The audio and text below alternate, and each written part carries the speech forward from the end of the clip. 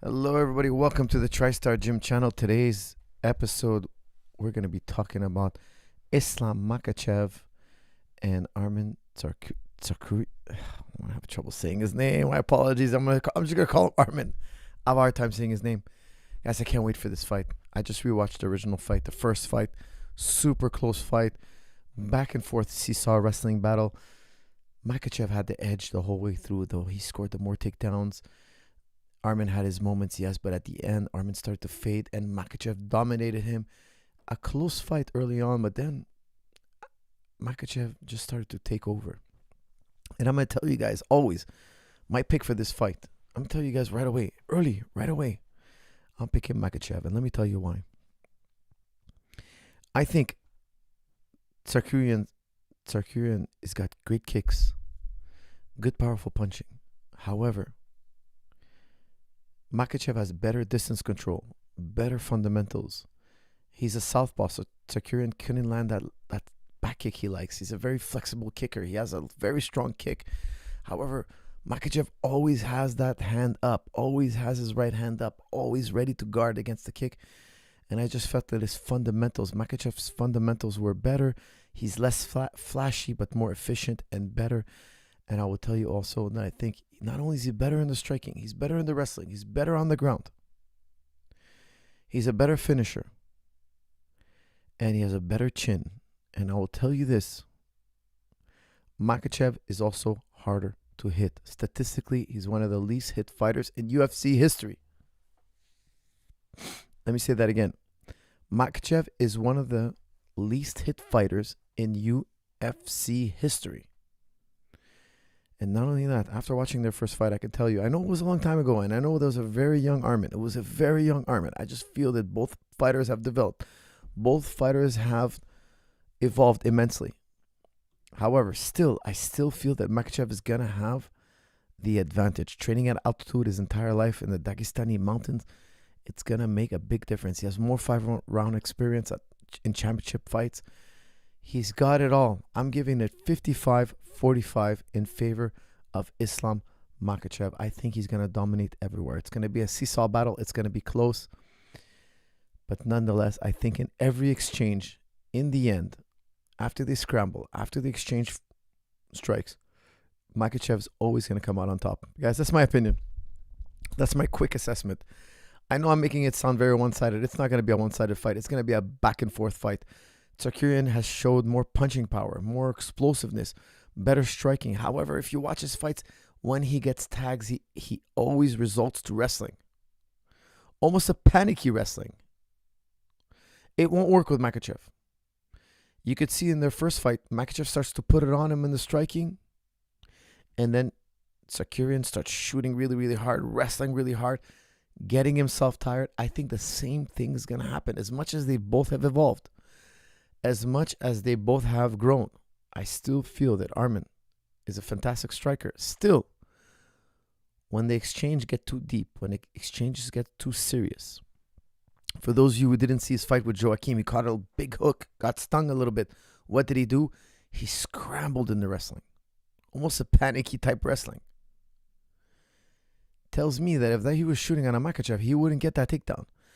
Joachim is not known for his wrestling. He's more of a striker. He landed a really good hard hook against Arman. Arman didn't stay calm. He didn't circle. He didn't, he didn't stay cool. No, he kind of panicked. Started wrestling frantically.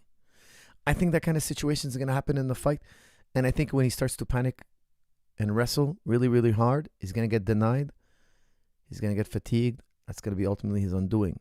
However, there was a path for victory for Arman, of course. Arman has a very sneaky head kick. Very flexible and quick with his legs. I could see him winning with a head kick. I could see him winning with a big punch, like we saw him against Dariush. However, I do think that was a Dariush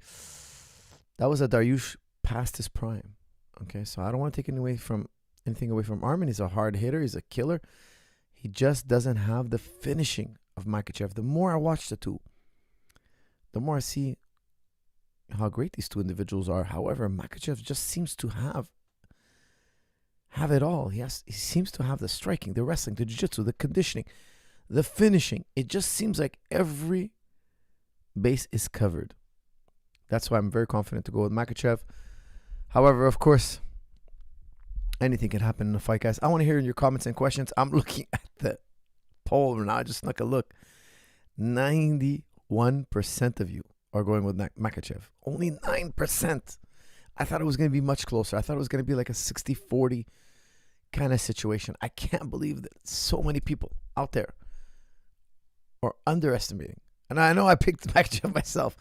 But this is not an easy fight for Makhachev. This is going to be probably his toughest fight. The most complete fighter he's ever fought is going to be Arman. And this is going to be very, very close. Daniel Levy, thank you very much. That's very sweet of you. Okay, guys, I'm taking comments and questions on this fight. Let me know your comments. Let me know your questions. I want you guys to help me break this fight down. Okay, guys, by the way, please use Holiday 50 off. The promo code is on the bottom of your screen. It's in the description. Excuse me, it's Holiday 55 off. Get 55% off anything on jujiclub.com. I just released a half guard video. It's super strong, super good. Enjoy. And guys, please don't forget to put the promo code. If you forget to put the promo code, that's it. You forgot. We can't do anything about it. We get too many emails like that. Just punch in the promo code. It's real simple. When you go to the website, it's on the top of the website. It's right there to remind you. Holiday 55 off, 55% off anything.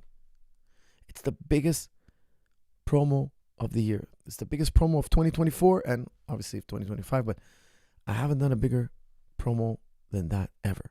Okay, so it's the biggest promo ever. I'm going to let it ride a little longer because I haven't podcasted in a couple of weeks. I've been traveling and I have a bunch of fighters getting ready for fights. I went to Abu Dhabi. I had some long trips. I went to Mexico. So guys, I've been traveling and now I'm back on schedule. I'm back on schedule every week. We are podcasting together. We are breaking down fights. So please, guys, let me know your comments and questions. I'm doing the Makhachev Tsarukyan fight first. All right? Coach, I'm in Thailand instead of UK and I can finally watch you live. That's from Bob H. Bob, I hope you're there training. I hope you're not just there for the pad thai. Does Arman deserve the title if he says he's doing it for fun? That's from Ali Khan. Look, he's won his fights, right? He's won his fights. Why does doing it for fun not allow him to be world champion? Why not? Listen, he's won his fights. Look, let's see here. He beat Charles Oliveira. He beat Benil Dariush. He beat Joaquim Silva. He beat Damir Ismagulov.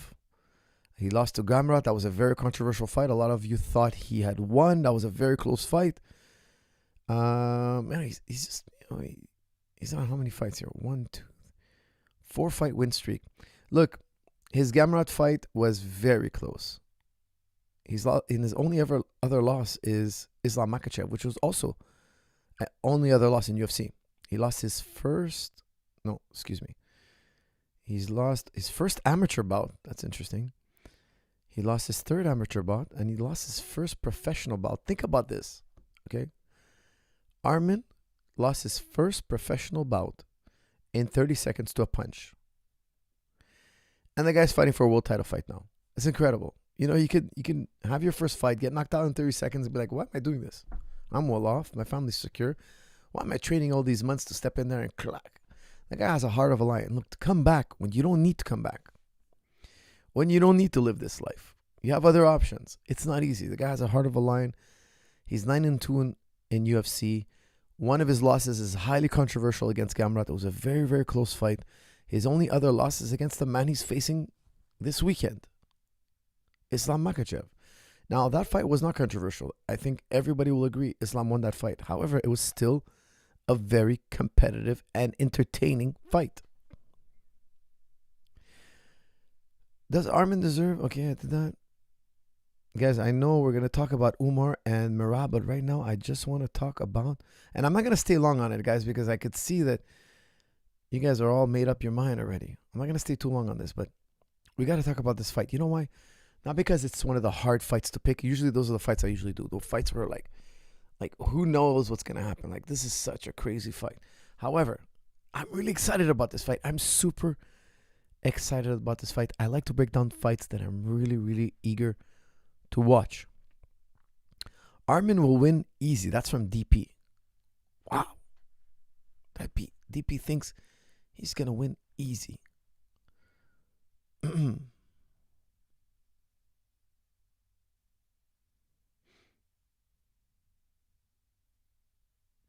Coach, do you think Arman will be a tougher fight for Islam than Dustin was? Question mark. That's from Lorenzo.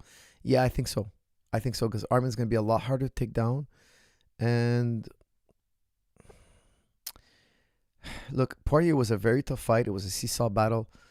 But I don't know if Makhachev can finish Arman via submission. I don't know if he gets a Dars on him or a Kimura. I'm not sure. But with Poirier, I think, he was on his way to a submission victory. I felt that he would get Poirier down consistently. And Poirier was going to be a tough fight. He has a puncher's chance, yes. But he doesn't have the wrestling pedigree and the grappling years to stave off all those submissions.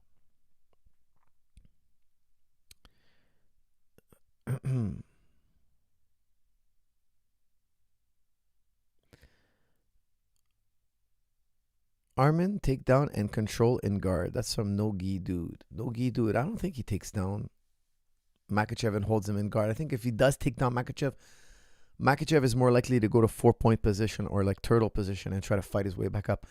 I would be shocked if Islam plays guard. I would be shocked. Now we saw Islam play guard against Alexander Volkanovski, but that was more of like he got caught in a transition and he got put on his back, which is very rare. We've never seen him on his back like that. But it was not voluntary. I don't think he'll play guard. I think if he has the chance, he's going to turn to his knees.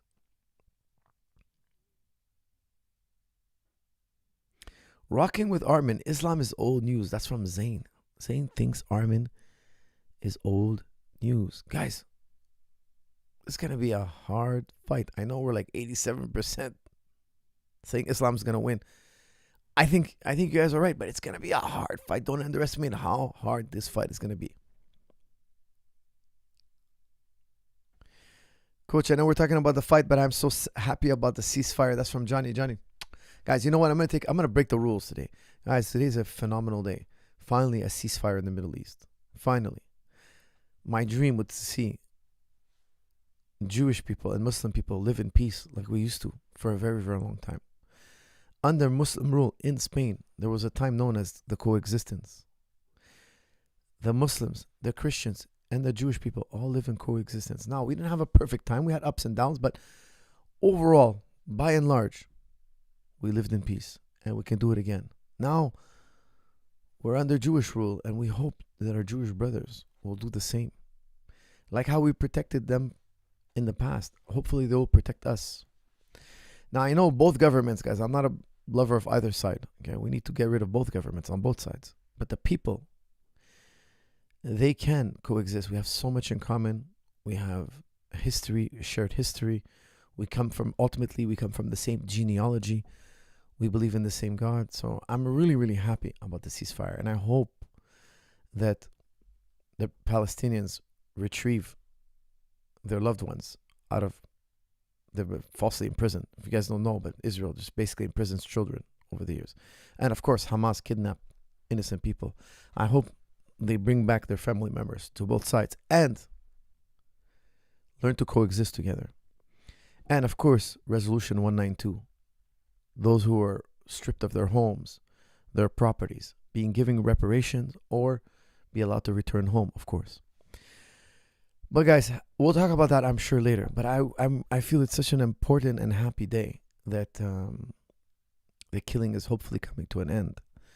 The massacring hopefully coming to an end. And we're taking a step closer in the right direction. So I'll give you that one. I will take a moment for that and celebrate with you all. I can't see Tsarukyan not shooting takedowns. That's some Clem. Exactly. He's not going to shoot takedowns. I've noticed, guys, I'll tell you something. The one thing I've noticed, Arman's a great fighter, but the second the gunfight gets too deep, the second the gunfight gets too serious, he shoots. Whereas Makhachev does not. Makhachev is cold as ice. Makhachev shoots when the time is right for a takedown. He doesn't shoot because the firefight is getting too serious. He doesn't do that. In that regard, I think he's better than Khabib. In that regard. Because sometimes I feel that Khabib may be forced to take down because he's bigger and stronger and able to do it. He's able to ram that takedown down your throat and force it on you. However, He's still calm and composed and cool, but not as much as Makhachev. The one thing I think Makhachev does better than Khabib, the one thing, is that he'll exchange and look for a cleaner opportunity for a takedown. Ultimately, I still think Khabib's a better takedown artist. Ultimately. But nonetheless, Makhachev is more patient.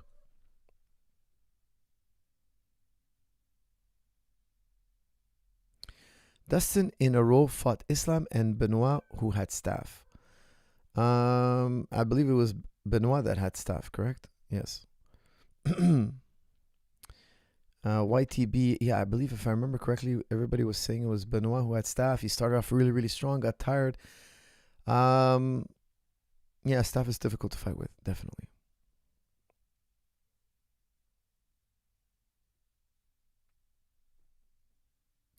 All right, guys, I'm going to move it on to any other fight. Let's talk about any other fight. I think 17 minutes on this one fight is going to be good because we're at 85-15.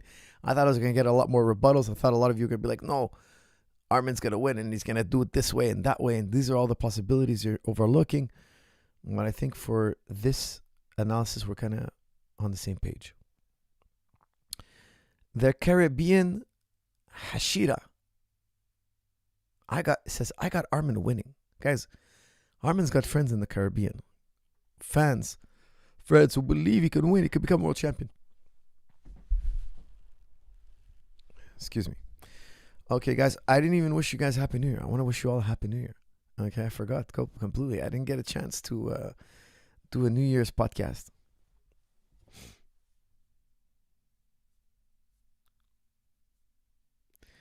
Okay, guys, I'm always doing super chats and non-super chats. Shiz Ahmedov, the top G of the chat room.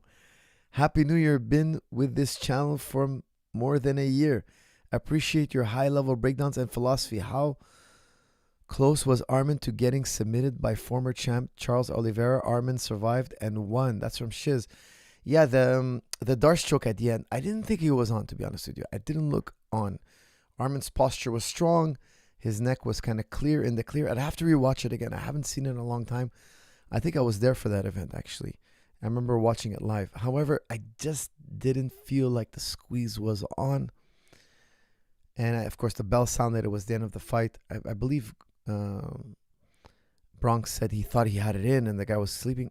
No, I didn't think so. Like watching it live, seeing him on camera, I'd have to rewatch it again. Again, I'm going by memory, but from what I remember, didn't seem like it was on. Best documentary ever made is Century of the Self. Wow, the best documentary ever made? I gotta see this. Best documentary ever made? Really?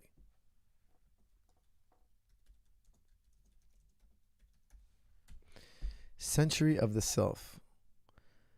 Happiness Machines. Goodness gracious.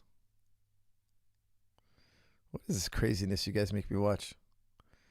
The story of the relationship between Sigmund Freud and his American nephew, Edward. Okay, you know I'm a big fan of Sigmund Freud, so I'll watch this later. This is funny. You guys make me watch the craziest things. Guys, you got to check out The Century of the Self. That's from Port Film Co-op, a frequent visitor to our chat room. Mr. Port Film, if this is not good, you will be executed. Okay, because I'm recommending it on your recommendation. So, guys, check out Century of the Self. Arman trains flexibility under load. Have you seen his training?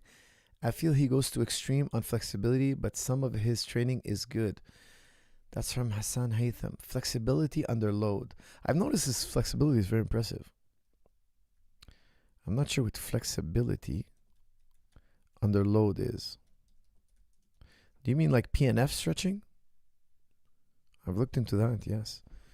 But flexibility under load.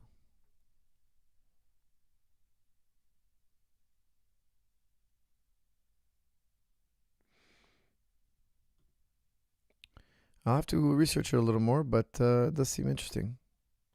Flexibility under load. I'll check it out. Thank you. Arman's flexibility hurts his grappling strength? ? That's from Intermediate Shack. I'm not sure, but like I know guys who do lots of yoga. I feel that it does hurt their strength levels. Stuart McGill used to tell me, if you want to be strong, you can't be too flexible. Guys, take it up with him. I know there's gonna be a lot of difference of opinion on that. He used to tell me, like, notice George is a bit stiff. That's why he's so strong. His tissues are very, very stiff. And he's tested George's strength, etc. Of course, George, has incredible strength. But he says, you don't want to make him too flexible. Now, the thing is, George did do a lot of stretching in his youth. He's very flexible in the legs. But he was saying you don't want to go too flexible. And I've seen guys who are strong and flexible, but I've also grappled guys who do a lot of stretching and I feel like they're so weak. I think there's not enough study, to be honest with you. I think it's possible to be very strong and very flexible. Of course, there's many athletes that are like that. But training under load, if it's not PNF stretching, I've heard of PNF stretching. Definitely I'm very familiar with that. But if this is a new technique that I'm not aware of, I would like to look into it.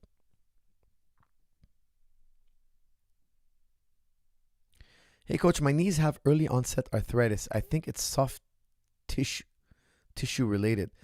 At times, stairs, sprinting, or leaping is painfully impossible. Can strong and stable knees address this problem? That's from Nathan. Nathan, yes. Go check out Strong and Stable Knees. Start with the segment on knee positioning. That's going to fix like 50% of your problem. Okay, your knee is in proper position all day long, so it's wearing down your knee. Okay, you should have no knee pain. Do Strong and Stable Knees. Get it. Use 55% off. Holiday 55 off and get 55% off. And look at this segment, knee positioning. It's about 5 minutes long, 4 minutes long. It's going to change your life. Okay, there's a lot to the video. It's a 2-hour video. Do each segment slowly. Okay, and then there's a 1 hour where I kind of talk to you how to take care about your knees. It's not that difficult of a content to get through, okay, but it's life-changing. It'll change your life, okay? So believe me when I tell you, you can fix your knees. I always tell people, you either do prehab or you do rehab. You got to do one of the two. If you're going to be an athlete, you either prehab, you do strong and stable knees, or you get hurt and then you got to do rehab. Let's avoid rehab.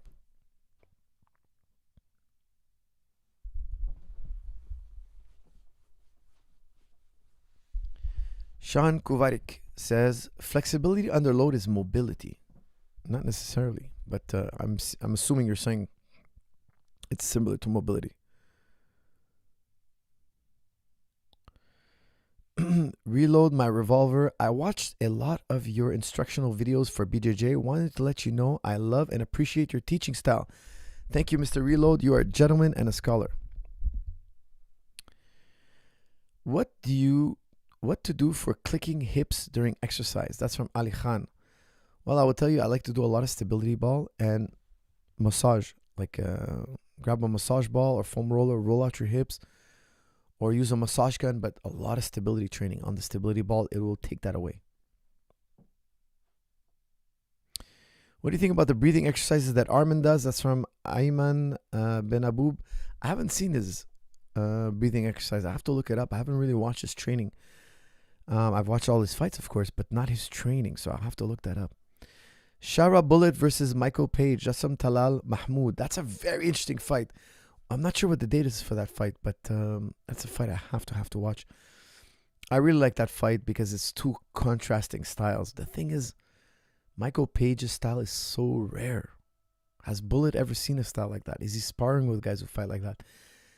Because if the first time you're seeing a guy like Michael Venom Page is on fight night, it's going to be hard to win. It's going to be hard to win. Bullet has a great style. Of course, Venom has seen that kind of stuff, that kind of punching, that kind of kicking, that kind of movement. He's seen it. It's going to be an interesting fight. If I had to pick one, I'd pick Venom Page because I don't think Bullet has seen that style.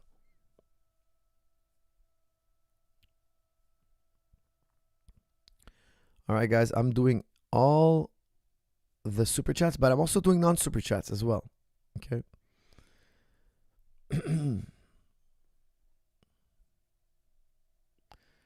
All right. True flexibility is bad for strength, but you can train strength through deep range of motion, mobility, which is basically flexibility with strength. That's from Sean Kovarik. Sean, I totally agree with you. I don't do passive stretching, but I do use isometric movements and stretches, and I do use weight training or explosive plyometrics, low impact plyometrics, and increase my range of motion? Yes. So I'll do some, like I said, I'm doing lunges. I do a lot of lunges where I'll step a little bit further and stretch my hips out a little bit. I'm under load. Yes. And or sometimes I just hold the position. I use isometrics. I do a lot of isometrics also for the shoulder. You guys can see in Strong and Stable Shoulders, I talk about the importance of isometrics. Why? Because your shoulder is so mobile. You got to be training your shoulder all the time. If you have a bad shoulder, you got to be training it all the time in every position. So even if I'm like just sitting in my chair, I can do an isometric right now. If I just pull with my left hand towards my body here, I'm doing an isometric. Of course, you got to do external and internal rotator. But you got to do all the range of motion. So I could be on the plane. I'm like working my shoulder isometric. You know, like it's just so important. If I have my shoulders a little bit tight, I'm doing isometrics on a regular basis.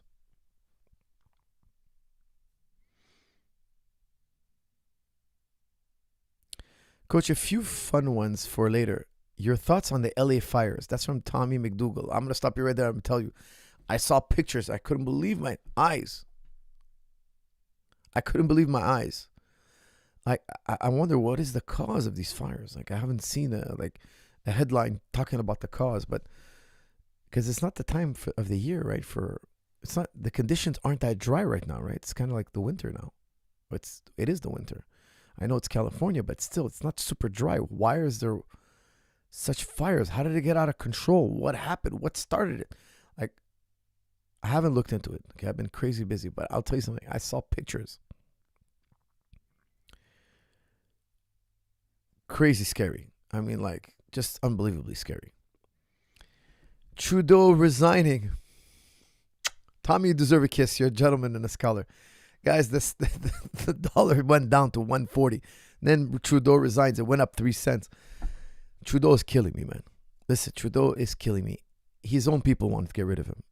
I remember during the COVID period, he was spending tons of money. And they're like, how do you go about making monetary policy? One reporter asked him. And he's like, I don't even consider monetary policy when I'm making decisions. It's like, what? You're spending all our money? But you don't even like balance the budget. You don't even think like, what's the consequence of spending all this money? The cure was worse than the disease. The cure, Trudeau's cure was worse than the disease. I don't want to go and start lamenting about COVID and how it like almost destroyed us. He was trying to save us from a disease that has a 99.9% survival rate. Insanity, guys. Pure insanity. And, I got to be honest with you guys. I hated all the drama. Like, he would give a speech and it would be like, he would be talking with like this emotional voice. And he would be saying things like, here in Canada, we're going to be there for you. And we're going to hold your hand. And we're going to kiss you on the lips. And we're going to sugarcoat. Like, he was just talking to us like we're children that we're scared and we're so needy and we need to rely on him and he's going to rescue us. What does he do at the end of the day? He just sends people money. Oh, you're broke? I'll send you more money. Vote for me. Oh, you're broke? Oh, you need money? Oh, here's a tax-free on your GST for the holidays. You guys can't buy anything because I've created so much inflation. Here, let me give you a discount. Making inflation worse. Trying to give people freebies. Hey man, do you understand what inflation I mean? Did I say inflammation? I meant inflation. Anyways, listen. When you're a trust fund baby, when you have assets, you're happy to create inflation. Why? Because your assets go up. The value of his assets go up. I'm so happy he's gone, man. I am so happy he's gone. Ceasefire. Trudeau resigns. And Bitcoin's back to 100K. Like, times is good. Alhamdulillah. And the most important, and Trudeau resigning, and most important, a consciousness philosophy question.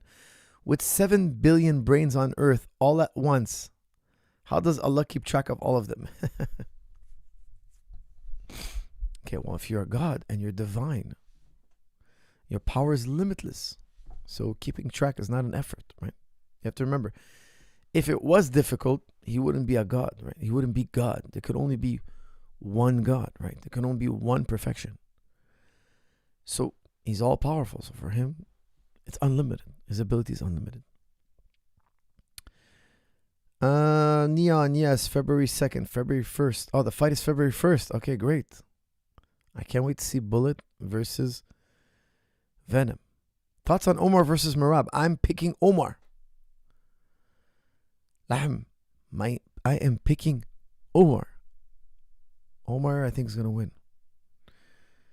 You know, if you watch Merab, look, I love Merab. I'm a big fan of his. Okay, but he's not a finisher, right? We're all sure that he's not a finisher. He's not like a puncher. He's not a submitter. He's not really good at holding people on the ground. What's he really good at? Okay, like, he's got a lot of great attributes. I don't want to make him sound like he's not good. He's a phenomenal fighter. One, he's hard to hit, very hard to hit, because he's smart. Okay, he moves around in a way that is very calculated and careful. He has very good vision. He moves very well, and he's got very, very good eyes. Okay, he doesn't like get fooled by fakes and feints, and he sees things clearly. He has great reaction, and he times his takedowns beautifully. And he's good at chain wrestling, and he's good at being busy on top and taking rounds. He's good at winning. Excuse me. He's good at winning rounds. He's great at having relentless cardio. I don't think it's enough to stop Umar. I don't think he takes down Umar easily. It's going to be very difficult. And even if he does, it's going to be very brief. And Umar is going to have the cardio to go punch for punch, exchange for exchange with Merab. But however, Umar is a better finisher, harder hitter, and he's got better kicks. Where Merab doesn't really, he's not a kicker. He's not a great kicker, whereas Umar is an excellent kicker. Do you think Pierre Poilievre can fix this? That's from Talal Mahmoud. Look, I'll tell you something. I'm really happy that Trump is like, I gotta scratch my back. I'm really happy Trump is saying, hey, I'm gonna make Canada 51st state. That would be great. Okay, I'll tell you why. One, we'd have more free market. Two, we'd have less freebies given out, less inflation, more trust in the dollar. We won't need the Canadian dollar. People don't trust the Canadian dollar. That's why it's at 140. I haven't checked it in a while, but it's like 137, 130. It's up there. Okay, it's dropped. I think it could be very good for their economy. It could be very good for one state. We can travel now. We can change states. We can like really expand our options of how we can live. Is it something to take serious? I think the Canadian people might be like, hey, I know our politicians don't want it, but we might want it. And I'm really I respect Trump if he's the one who created the ceasefire. Because he told them, look, I'm going to make it hell for you all. And he tweeted something recently that kind of showed that, hey, he's not very happy with the Netanyahu government. And if he's the one, I think he is the one who pressured this ceasefire deal. I really do believe, honestly, because it wasn't anybody else. It wasn't no Biden. Biden could have done it a year ago. He didn't. Biden humiliated himself. Guys, if you ask me, Biden humiliated himself on the world stage. He would say, oh, here's a red line. Shut up. We don't give a shit. Give us more of these 2,000 pound bombs. Oh, we're going to give you smaller bombs. No, we want the bigger one. Like, he just got slapped over and over again. He looked like a fool. You know Trump won't allow that. Trump is a stern man. He's anti-war, which verbally he's saying he's anti-war. I hope he lives up to his word. I love the fact that Khabib saw him at UFC, walked up to him, and he says Khabib's his favorite fighter. So you guys tell me. That's what I heard. And Khabib's like, you're going to end the war. He's like, I'm going to end the war. Listen, I know talk is talk, and I know politicians lie all the time, and I know they tell everybody what everybody wants to hear. But so far, what do we got? We got President Trump saying, this war better be over by the time I get into office. And guess what? There is a ceasefire. That's great news. I don't know how it's going to go. It might change. Things might go south. I hope not. However, I do think it has something to do with Trump's pressure.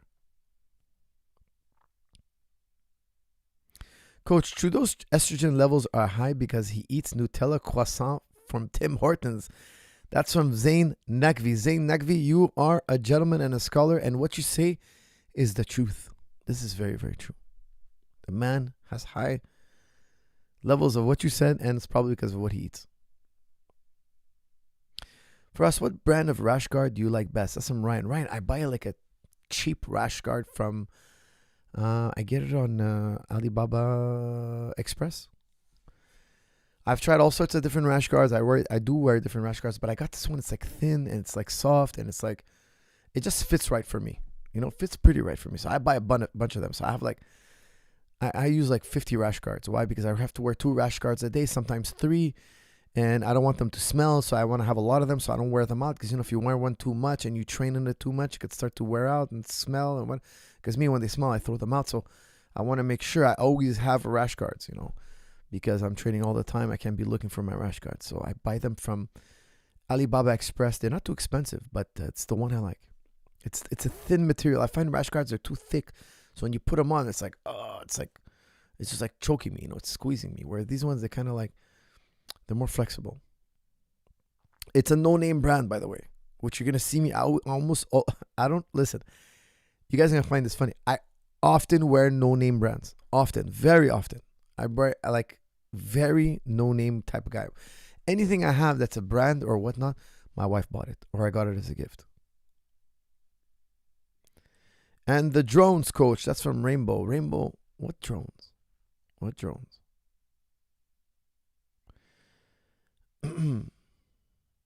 Trudeau looks like Fidel Castro. That's from Brandon. I got in a lot of trouble saying that once, so I won't comment today.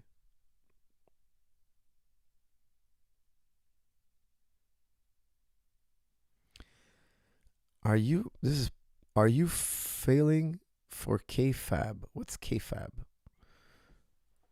I have no idea what KFAB is.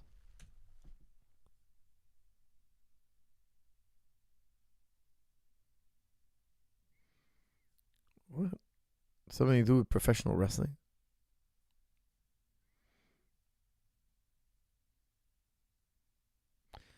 Consistently maintaining the illusion of in wrestling.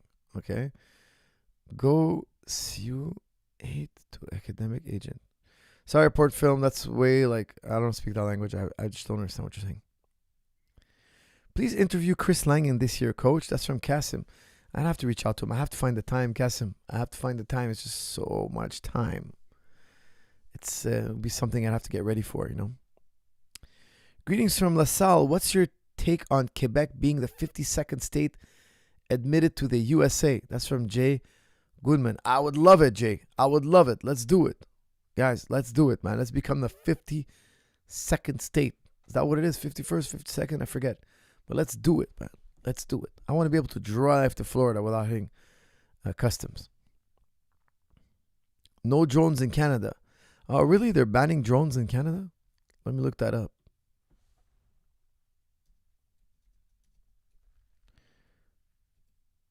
Let me look that up. Are they banning drones in Canada? Guys, you got to give me flying your drone safely and legally. Drone laws in Canada. Flying a drone is legal in Canada, but we recommend being aware of the compliance. Looks like it's still legal. Looks like it's still legal. Josh Thompson update. Hold on a second, guys. How could I miss it? It's amazing he hasn't even taken office yet, and nature is healing. The Trump effect, bullish AF. That's from Zane. Zane, Trump, the market's going to explode soon. The crypto market's going to explode. If he wants to buy 1 million Bitcoin. He wants to trade gold certificates for Bitcoin. Guys, I've been telling you for years to buy Bitcoin on this channel. For years and years. I always talk about it. I hope you did it. Okay, here it is. Shiz Ahmedov. Make a deal with Josh Thompson. If my bro Khamzat gets tired in round 2 and later rounds, fans have to write in the comment, I bow down to you, Mr. Thompson. When Khamzat beats DDP, Josh will write, I bow down to you, Khamzat fans. We go to mutual respect. We got mutual respect. Shiz is challenging you all.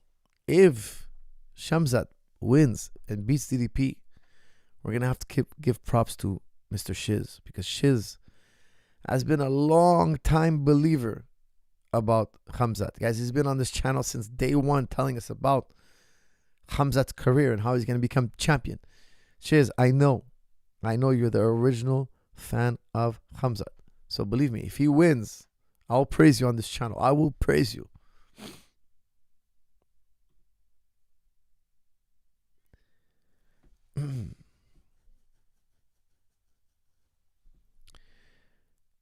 What do you think about the Venezuelan dictator Maduro? That's from Roberto Santos. I don't know much about him. I don't know anything about him.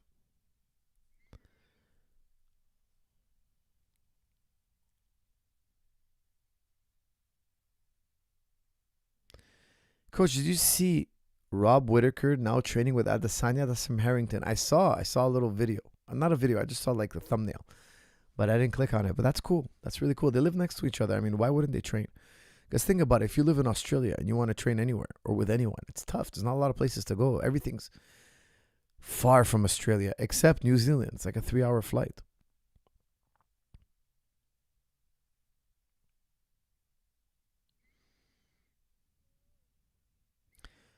Agree, coach. Let's make Canada great again. That's from Calvin Gregory. Look, it can't be worse than what we have because the Canadian government here, I mean, I'm happy Trudeau's stepping down. I think we could do better. We did better before.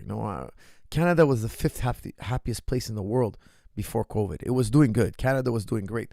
It's just, I will tell you, since COVID, we've been taking a nosedive. And I think it's a lot to do with Trudeau's leadership. So I hope the next in line, whether liberal or conservative, I should say I'm very confident they're going to do a lot better than Trudeau.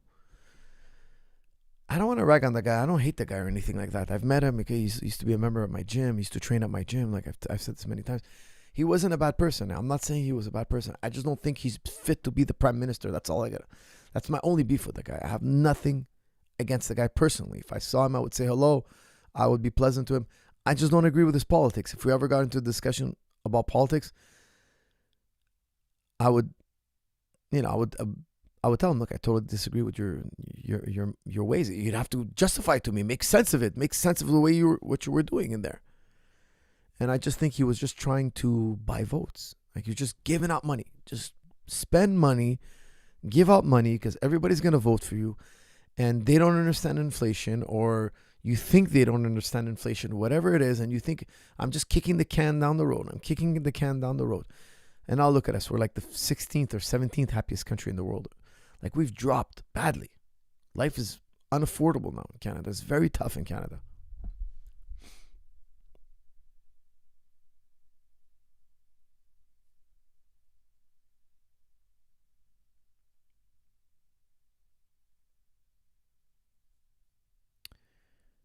Okay, let's see here. Coach, for the live stream 200, will you have a croissant with GSP?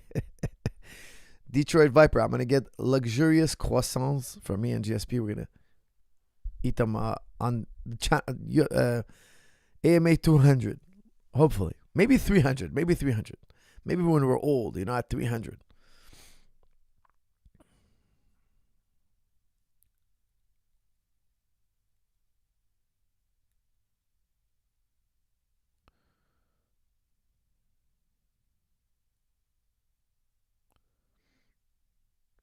Coach, please watch Philomena Kunk's short interview with Jim Al Khalil, which I love. Jim Al Khalil, I love his documentaries. It's supposed to be comedic, but he unwittingly asked a philosophical question. Are thoughts made of atoms? It threw him off. That's from Intermediate Shack. That's a great question, because there's a problem of intentionality in philosophy. I wonder if I don't think Jim Al Khalil would know that. Hold on, let me look that up. Okay. Let me look that up because that is very interesting. Okay, the problem of intentionality, I've talked about it on this channel before. It is very, very intriguing. Who did he ask? You said Jim Khalil, Philomena. Let me look that up. Philomena. Philomena.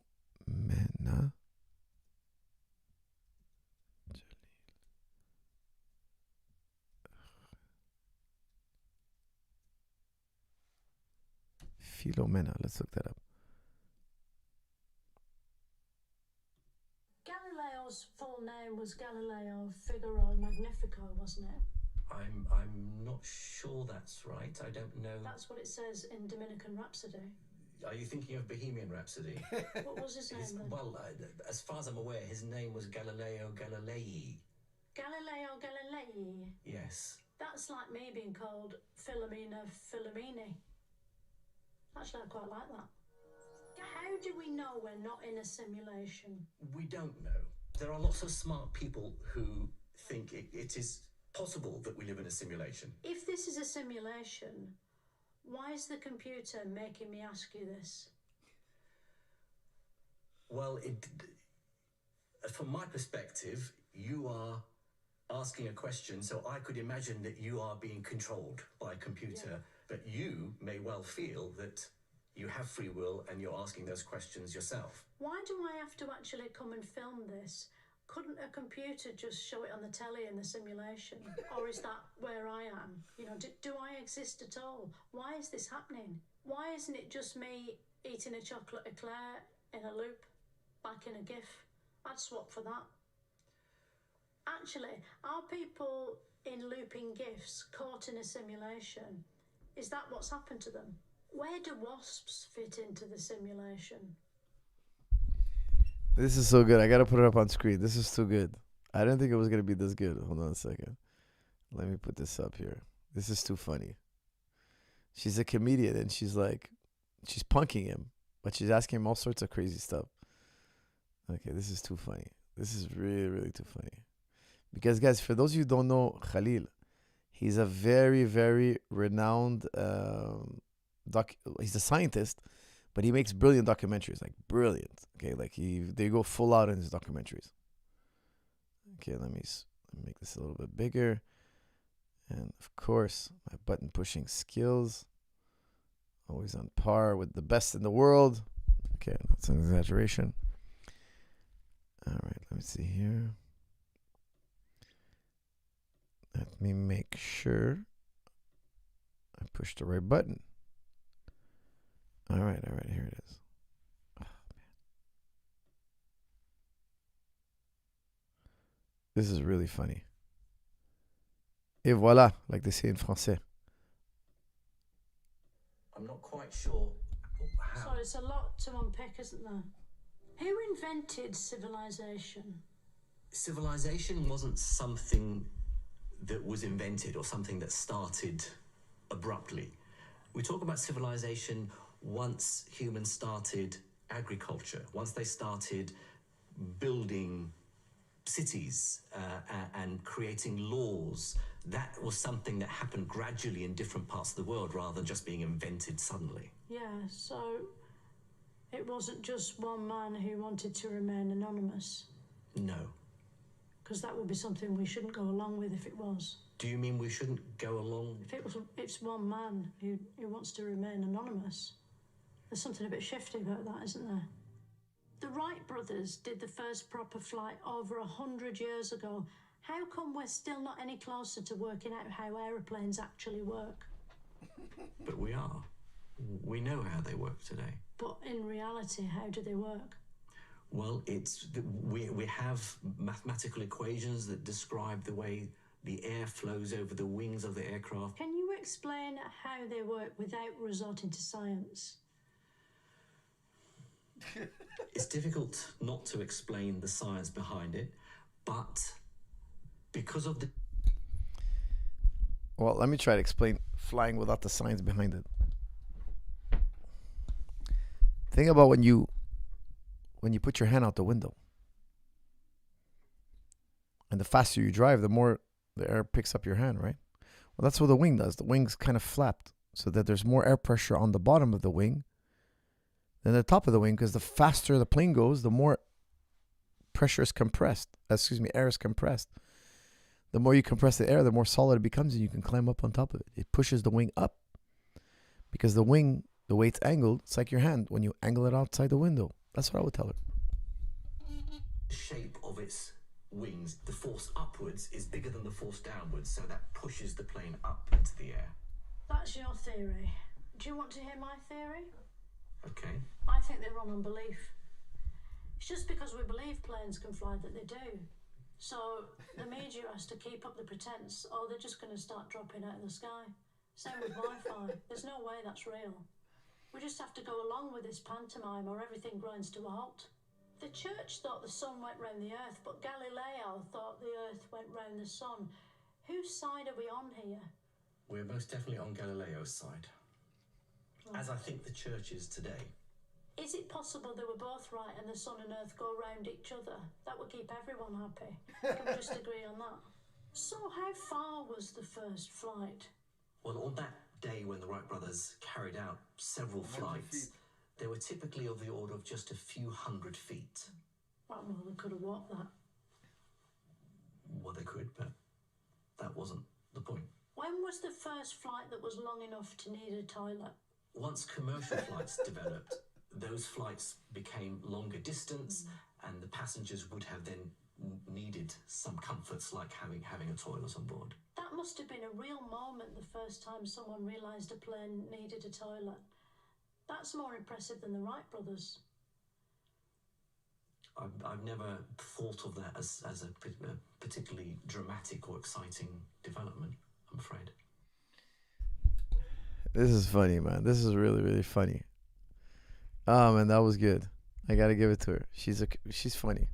I mean, the way she's trolling him, it's hilarious. I know he's in on it, of course, but amazing how he kept, like, you know, he kind of kept in character as well. Jim Khalil. He's really, guys, if you're not familiar with his work, you must watch his documentaries. They're really well done. Incredible stuff.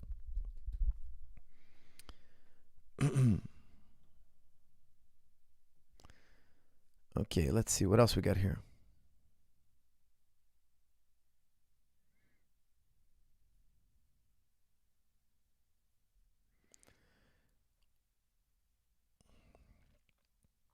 I caught a ringworm. Can I cover it up and train? That's from Ghali. No, you cannot cover it up and train.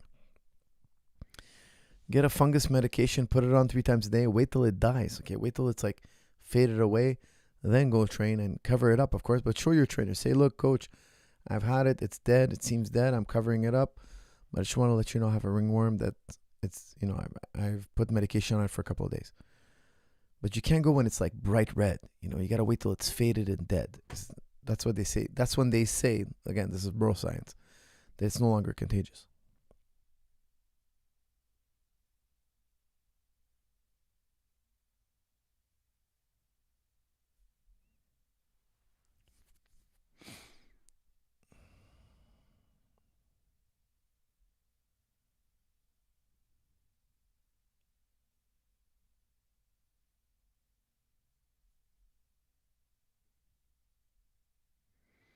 Oh, yeah, I misspelled the poll. 85% for Makhachev. All right, guys, I'm ending the poll.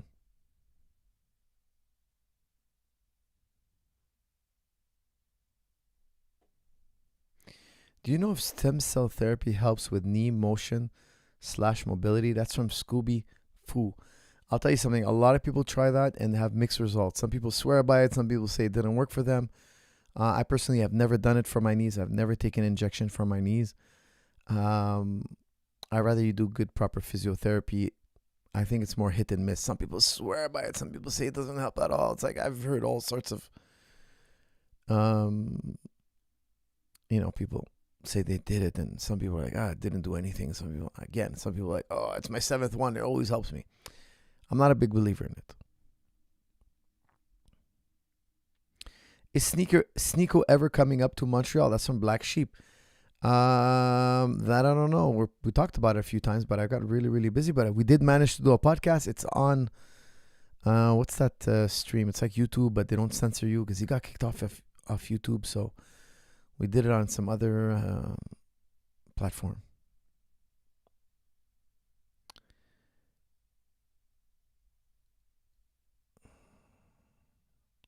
Long way since Diddy, huh, Coach? It's bad vibes. I haven't kept up what's going on with Diddy. He's in the slammer now, but I don't know what's going on with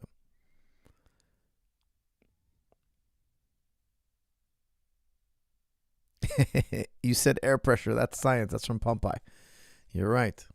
You're right. That is science.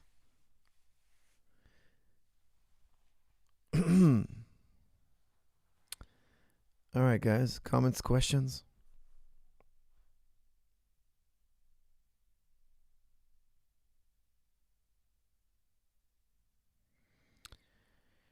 Hey coach, I'm 25-year-old blue belt with 3 years of wrestling. Is it possible for me to become ADCC level before I get too old? What do you recommend? That's from Nostalgic. Yes, it's very possible. I would tell you though, you got to train twice a day.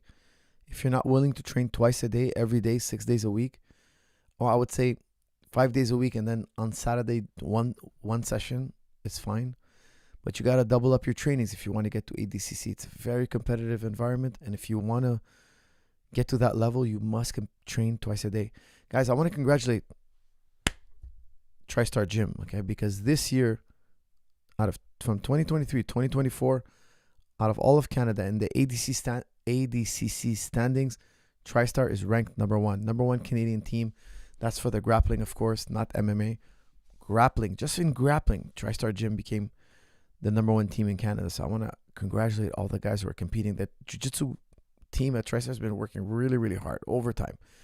And I'm really happy with them because also, of course, the MMA program's always been doing very well, but now also the last 5-6 years, the jiu-jitsu program has really been going up a notch.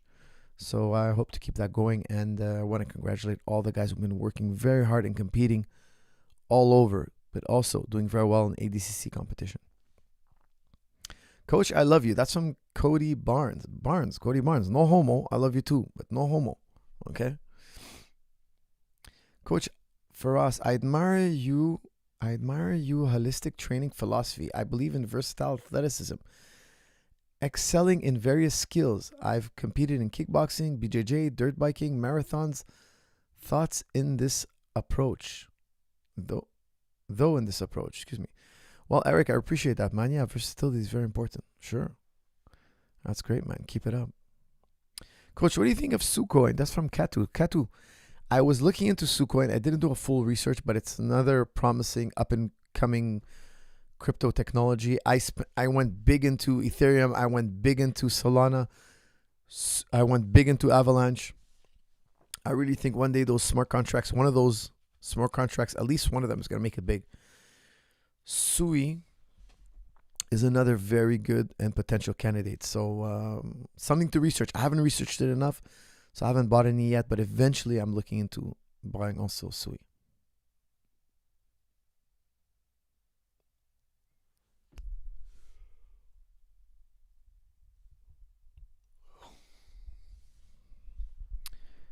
Break down your thoughts on the rest of the card, Coach. Merab versus Umar. Umar is going to win. I think he's a better striker. He's a better finisher.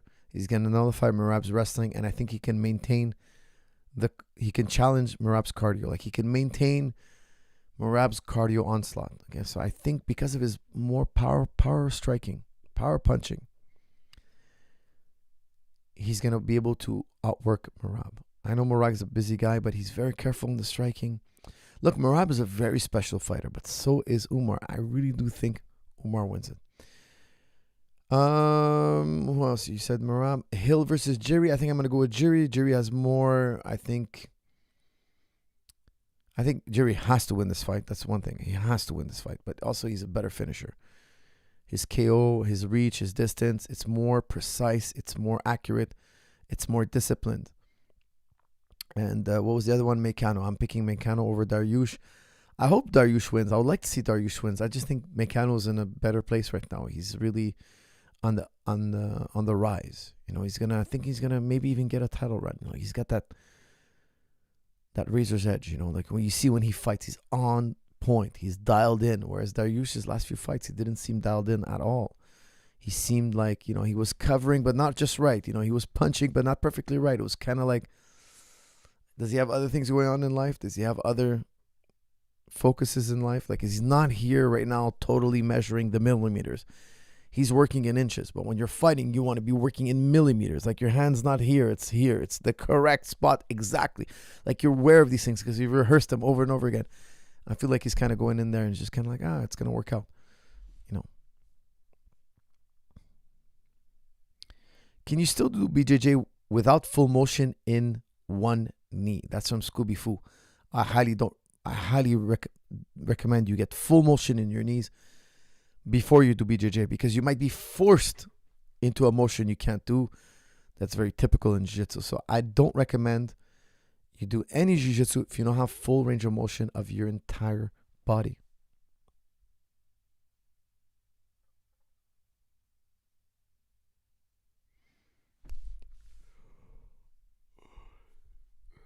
Excuse me, guys. I'm a little bit tired. The nomadic layman. Coach, did you ever have any athlete who managed their type 1 diabetes? Is it possible, and should one train with this disease / blessing? That's from the nomadic layman. The nomadic layman, I'll tell you, I have one student who trains with me on a regular basis. He has diabetes. However, I'm not an expert in diabetes at all. So I would ask your doctor. I would do some more research. Maybe try to find the forum where people who do jiu-jitsu also have diabetes. I'm no expert in diabetes, okay? But I would tell you that I know I have one student for sure who trains on a regular basis.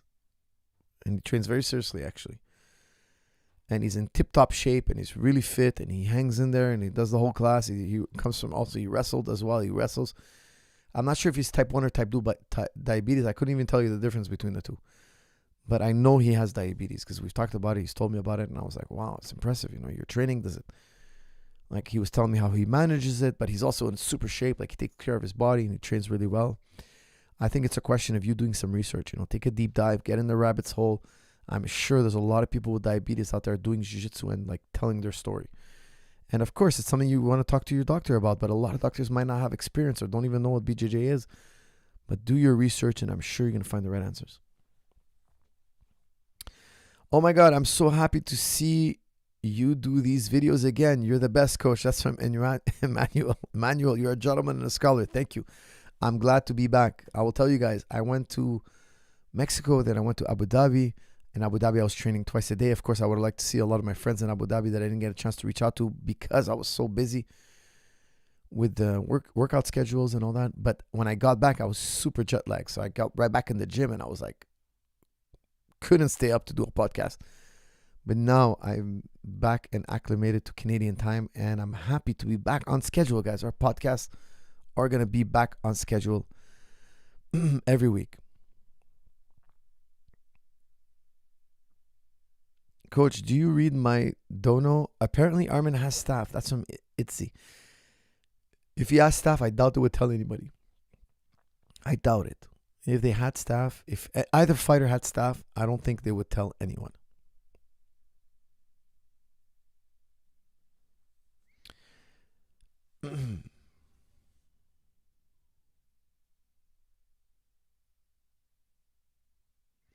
Coach, thoughts on dancing to improve coordination for martial arts? That's from Stefan. I mean, I would do martial arts to improve my coordination in martial arts. And I think like shadow boxing is basically dancing, you know. So I wouldn't go learn dancing and then try to do martial arts. Why? Because it's not sports specific to me, you know. So I don't think it's would hurt, but it would be lost time. You might as well learn how to throw the jabs. Because look, think about it. What's kickboxing? If you're shadow boxing kickboxing, it's just you're basically dancing. You're doing a dance routine. So they are very similar. Coach, have you trained any Canadian powerlifters? That's from Harrington. Not any of note. Not somebody like super famous, no. I never super chat, but I really love your work for us. You and your brother Arman are my idols, and I always watch you guys no matter what. That's from Lonesome. Well, Lonesome, thank you very much. You're a gentleman and a scholar.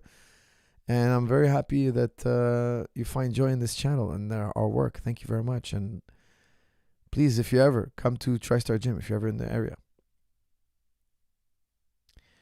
Coach, sorry, but Makhachev beats Prime GSP. Different level, brother. That's from what, Adam? Okay, brother. Listen, I'm a big Makhachev fan. I'm a big GSP fan. And who knows, maybe one day we'll be all in the same area. We'll be training together, and I can maybe, you know, chime in, let you know. This guy's going to need a timeout. That's not very nice. I'm going to give you a timeout. I'm not going to banish you forever, but I'm going to give you a timeout. Holland versus the Ritter. Prediction, that's from Hussein Safoui. I haven't looked closely in the Ritter. I watched his first UFC fight, and I can't even remember what it was. I can't even remember who he fought. I remember him winning, though, but I just... Oh, yes, I'm remembering it now a little bit more. Who did he fight again? I'm forgetting. But I haven't looked into him enough, so I'm waiting for him to get on the radar a little more.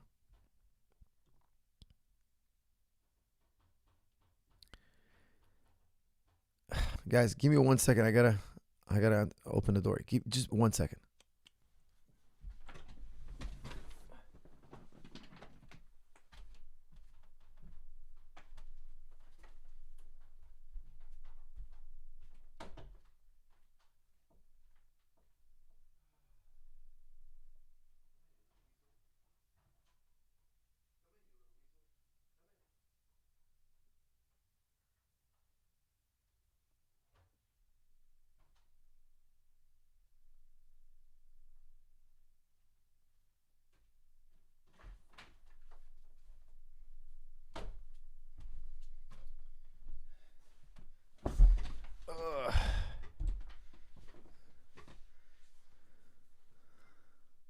Okay, I'm back.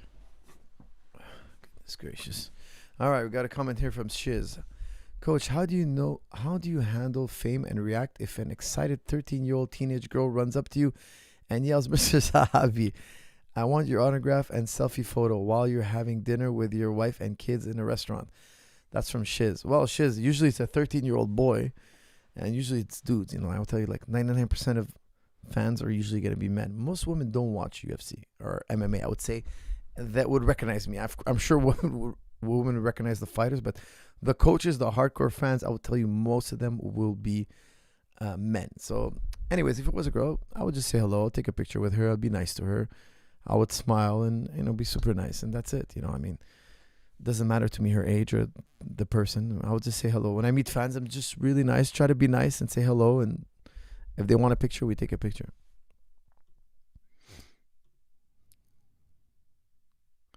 Ever trained with Bas Rutten and thoughts on his palm striking? That's from Scooby Foo. Yeah, actually, we did train once. We met at the Hall of Fame when George was getting inducted, and we were in the dressing room all together, and we were all talking about fighting, kicking, punching, and yeah, he likes to hit with the palm. He thinks the palm can knock you out. I agree with him. I totally agree with him. 100% you can knock a guy out with the palm. Bas is a lot of energy, man. You could tell he has that energy. He loves talking about how to kick, how to punch. He has this way of doing things. He has his philosophy. He's a very interesting guy, super fun guy, and we had a lot of fun.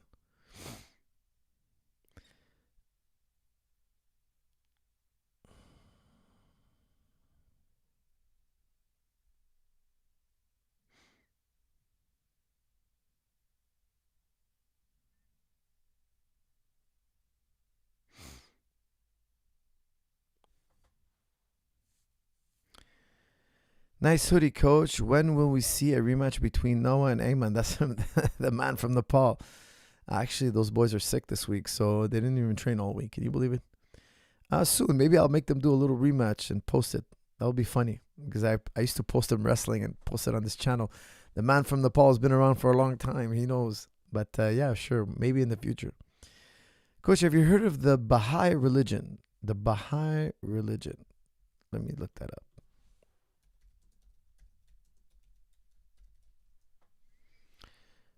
Baha'i religion. World's newest major religion.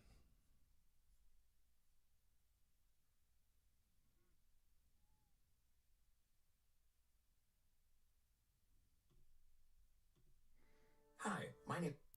What is this? Hold on a second. Is this like a joke? Let's see this. I'm not sure if this is a joke, but let's see this.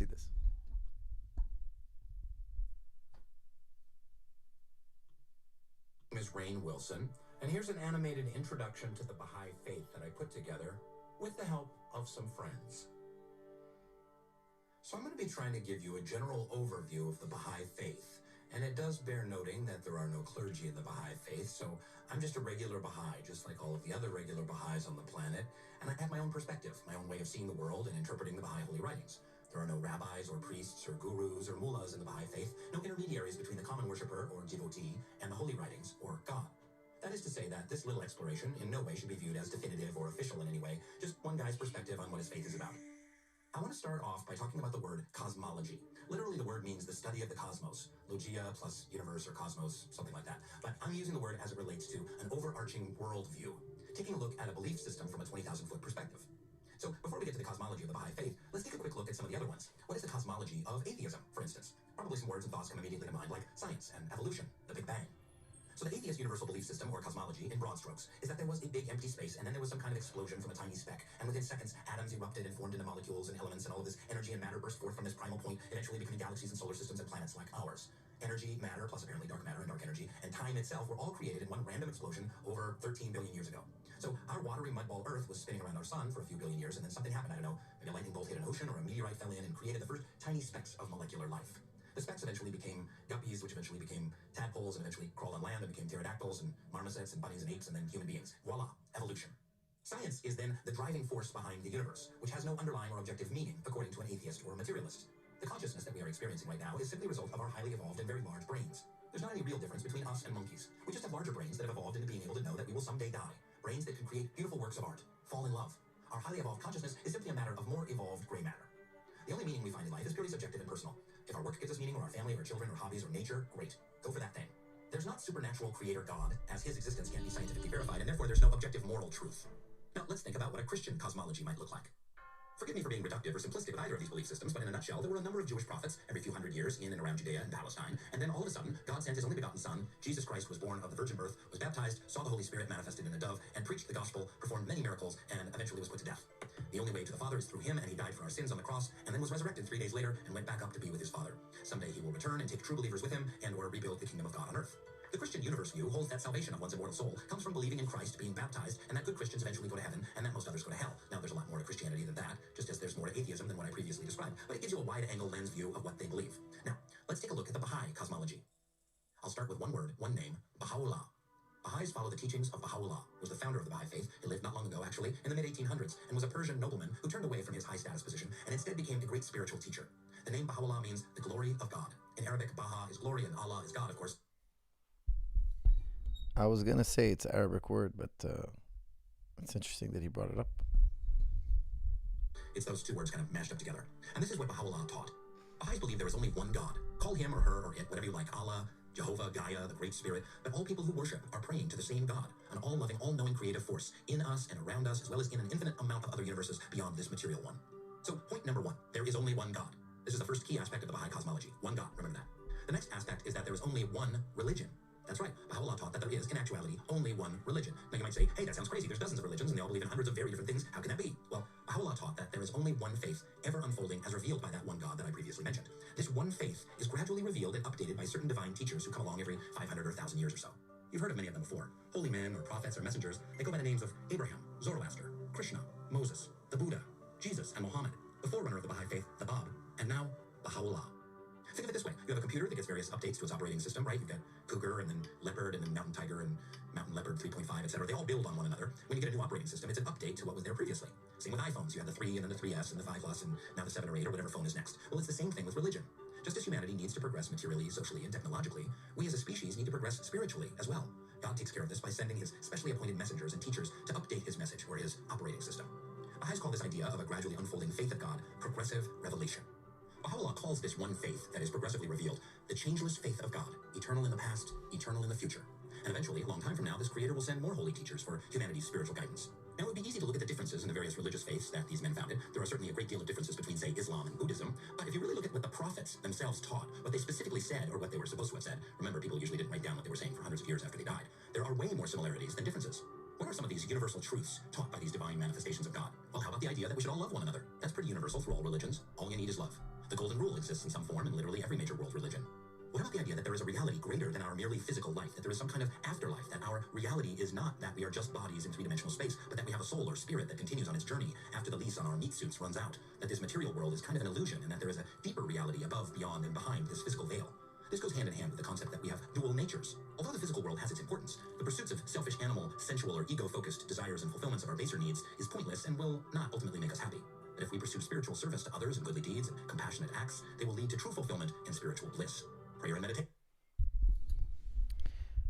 Okay, that was interesting. Maybe I'll watch the rest later, but they didn't say anything of significance that, I mean, Islam says the same thing. It says, look, there was one religion, but men take it and distort it and change it. But originally, everybody's born in the same religion, the natural religion. It's most closely related to Islam. That's from Black Sheep. Yes, but, he didn't address, he's saying, oh, it's all one religion. Okay, yeah, but how do you explain the contradictions between the religions? He didn't mention distortion. He didn't mention, like people are going to lie, etc. There's a lot more to it than that. I guess it's a in a nutshell video. He's trying to make it really brief and succinct, but I'd have to look into it further because it's a very superficial video. It's just like the basic, right? Do you think Henry Cejudo can be champion again? Yeah, it's very possible. It's possible. I mean, the guy, he's a great athlete. He's fighting again soon. I can't remember who he's fighting. Let me look that up. Henry Cejudo. Who's he fighting again? Yadong Song. That's a tough fight, man. That's a really tough fight. February 22nd. Man, you got to give it to Henry. He's not, he's not taking it easy in his retirement. He's coming back taking hard fights, man. He's taking hard fights. Yadongzi. Yadong is a hard fight. Very hard fight.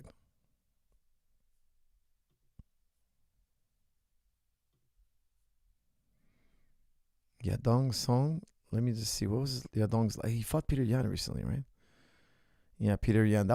He was doing well in round one. He was doing well in round one. Then Peter started taking him down. It was an incredible fight.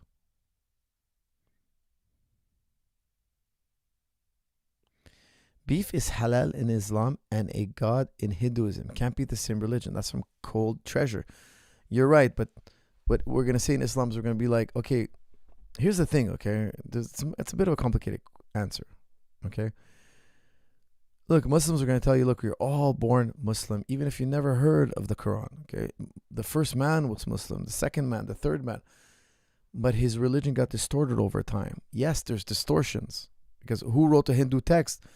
We have no chain of custody to the person who wrote it. Now, was the person who wrote it, was he divinely inspired, or was he somebody who heard from someone else? So what we're saying is that the religion gets distorted over time, and also you can have a different sharia. You can have a different way of life. Like, I'll tell you, for instance, there was a time where drinking alcohol was okay. It's permissible. Like, for instance, in the ancient world, it was a necessity to drink alcohol. Why? Because it was safer than water. They didn't have clean resources of water, so drinking alcohol was safer than drinking the water. So you can have different ways of practicing the same principles. Okay, now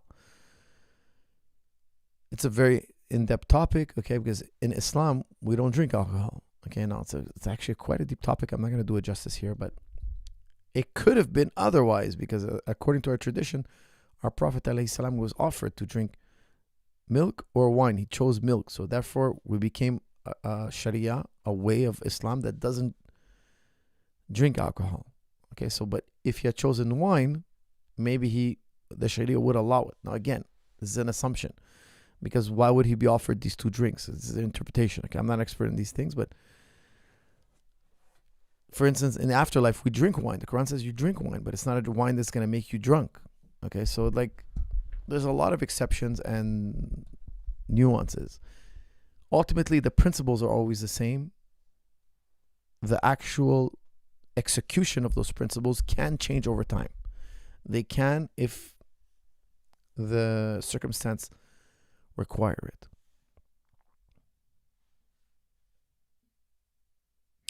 Which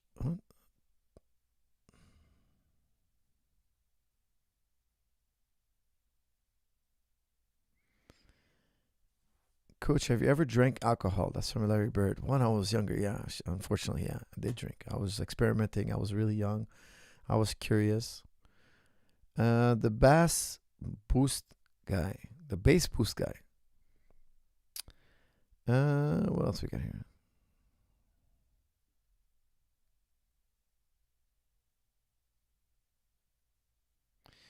You know what's insane, Coach? A number of Swedish women telling me they could never be with a Swedish man. This could never happen in my culture, inshallah. That's from Lukman. Lukman Hakim. You know, it's funny. I've heard that. That the Swedish women don't want Swedish men. It's crazy. I got to look that up, though. Swedish. I've heard that. You're not the first guy to tell me that. Swedish women.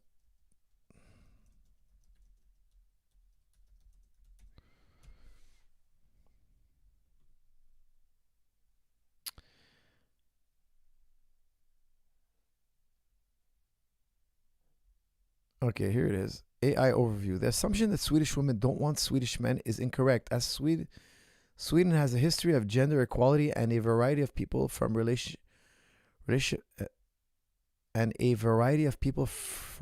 form relationships in Sweden. In fact, Sweden has consistently ranked near the top of the World's Economic Forum's gender equality ranking. Okay, but what are Swedish women like?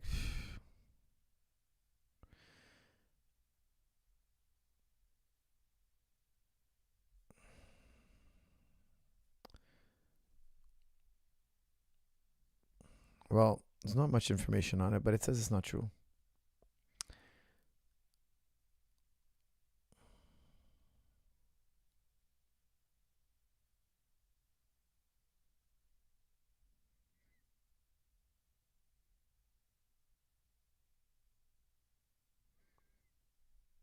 You know, I've never been to Sweden, so I'd love to visit Sweden one day. I've never been out there. Denmark, Sweden, Switzerland. You missed my super chat, did I?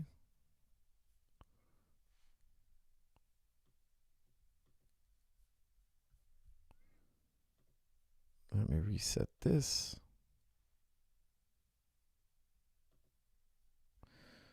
And the chat has disappeared. I don't see the chat anymore. YouTube is dropping the ball. I can't even refresh. Uh-oh, my screen is frozen. Ay, ay, ay.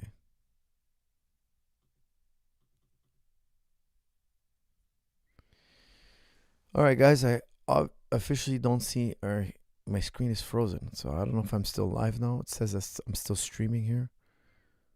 But on my side, everything's frozen.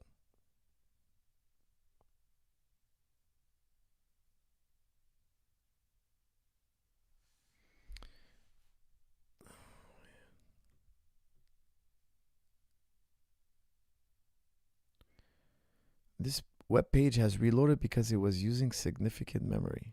Ay, ay, ay. All right, it seems like we're back. All right, we're back. Guys, I don't know what happened, but for a moment there, we're completely frozen.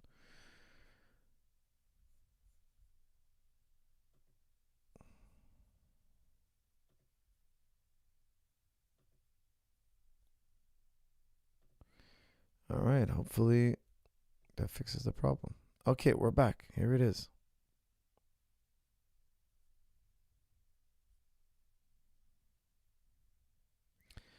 Okay, let me see here.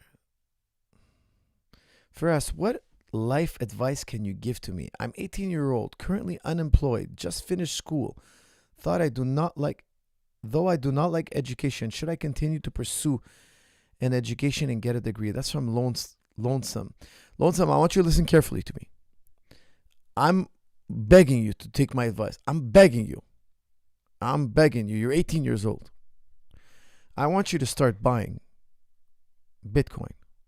Don't look at the price. Do your research. Find out how to buy Bitcoin. Do your research. Get a cold wallet. Buy Bitcoin until you're 28. Keep buying Bitcoin.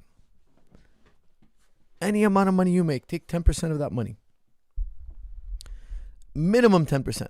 So if you make a $500 paycheck, you take $50 and you go and you buy Bitcoin. And you keep buying Bitcoin and you keep buying Bitcoin for 10 years. When you're going to be 28, you're going to look back and be like, Coach gave me the best advice. Now, I did that many, many years ago as well.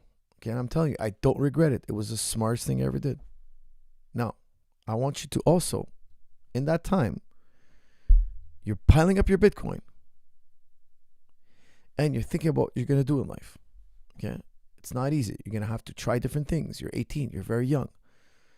But try to find your passion. School might not be the best thing, even though I'm a person who loves education. I absolutely love education. I think education is perfect. It's beautiful. However, in my opinion, today, they make university degrees like nothing.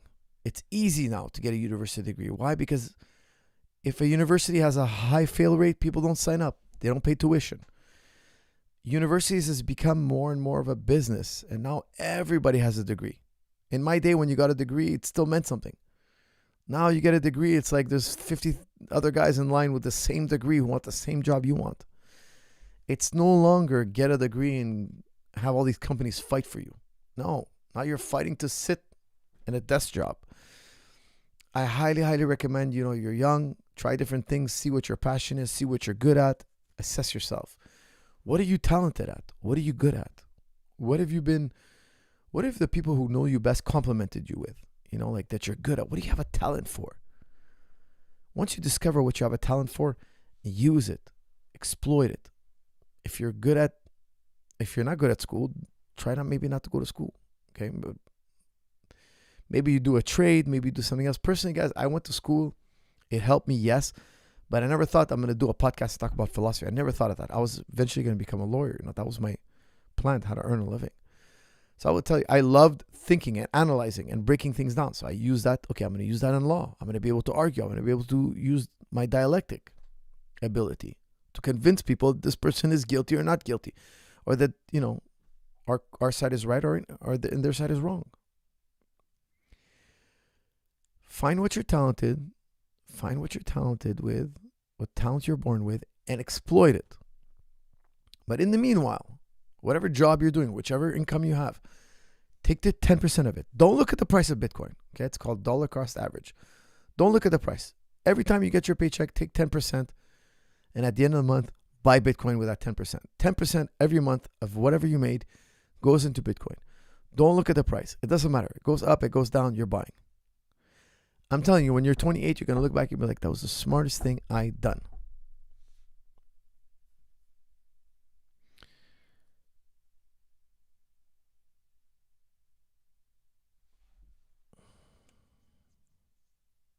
Firas Zahabinho, Brazilian legend. Thank you, Hex.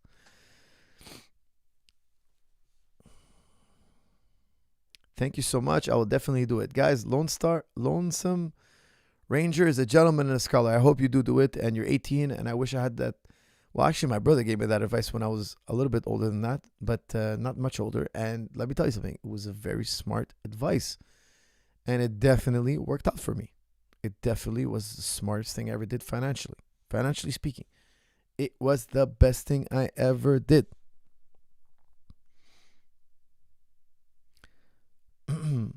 Non-KYC, question mark, taxes, please help. That's from Abdi. Abdi, if you're smart, you never sell your Bitcoin. You borrow against your Bitcoin. Excuse me. You borrow against your Bitcoin. That way you don't pay tax, okay? Because you only pay tax if you're dispossessed of your crypto. If you own the crypto, but you use it as collateral to borrow, you don't pay tax. Perfectly legal. But once you get liquidated or you sell your crypto, then you have to pay tax, okay? Once you're dispossessed, all right?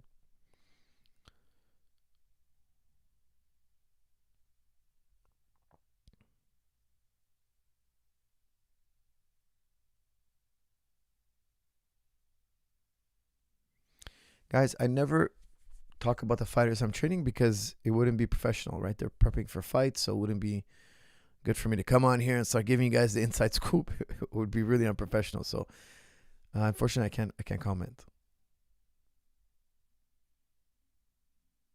Coach, is Jeet Kune Do schools legit to become a better martial artist?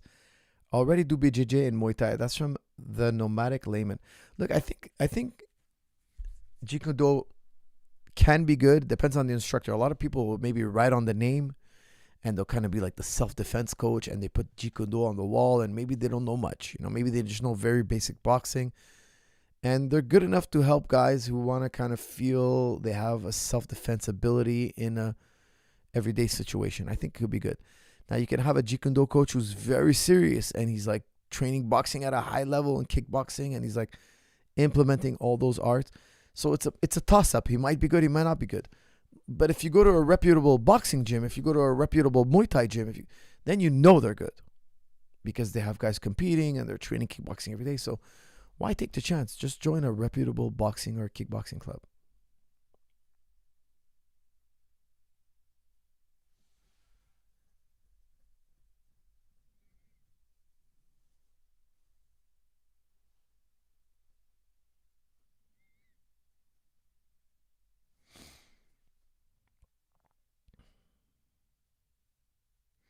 You know what? I want to put up a poll. I'm going to put up a poll right now. Do you own Bitcoin?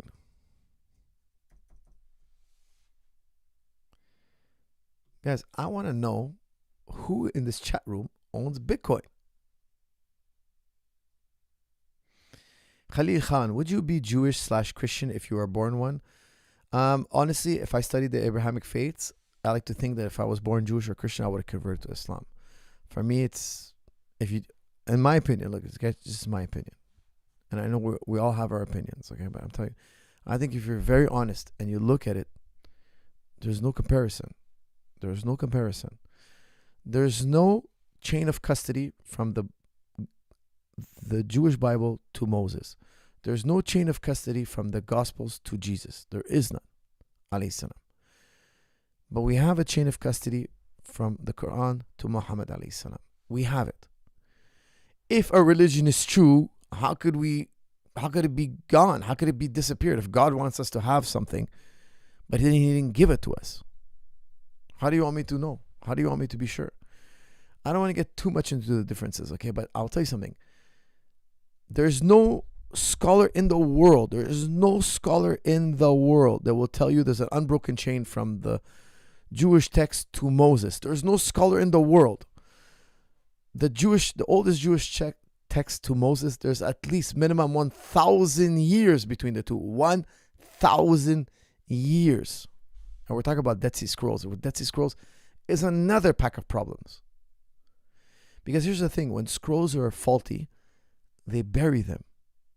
So how do you know you're not finding the faulty scrolls? And also, we know that a lot of the Dead Sea Scrolls, we know a lot of it was forgeries. People don't know much about this, but believe me, if you do your research, a lot of Dead Sea Scrolls that were put up in museums were later discovered to be forgeries.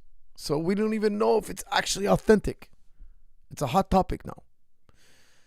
Forget about all this. Even if you say the Dead Sea Scrolls is authentic, even if you accept it as authentic, it's still removed from Moses alayhi salam by 1,000 years minimum.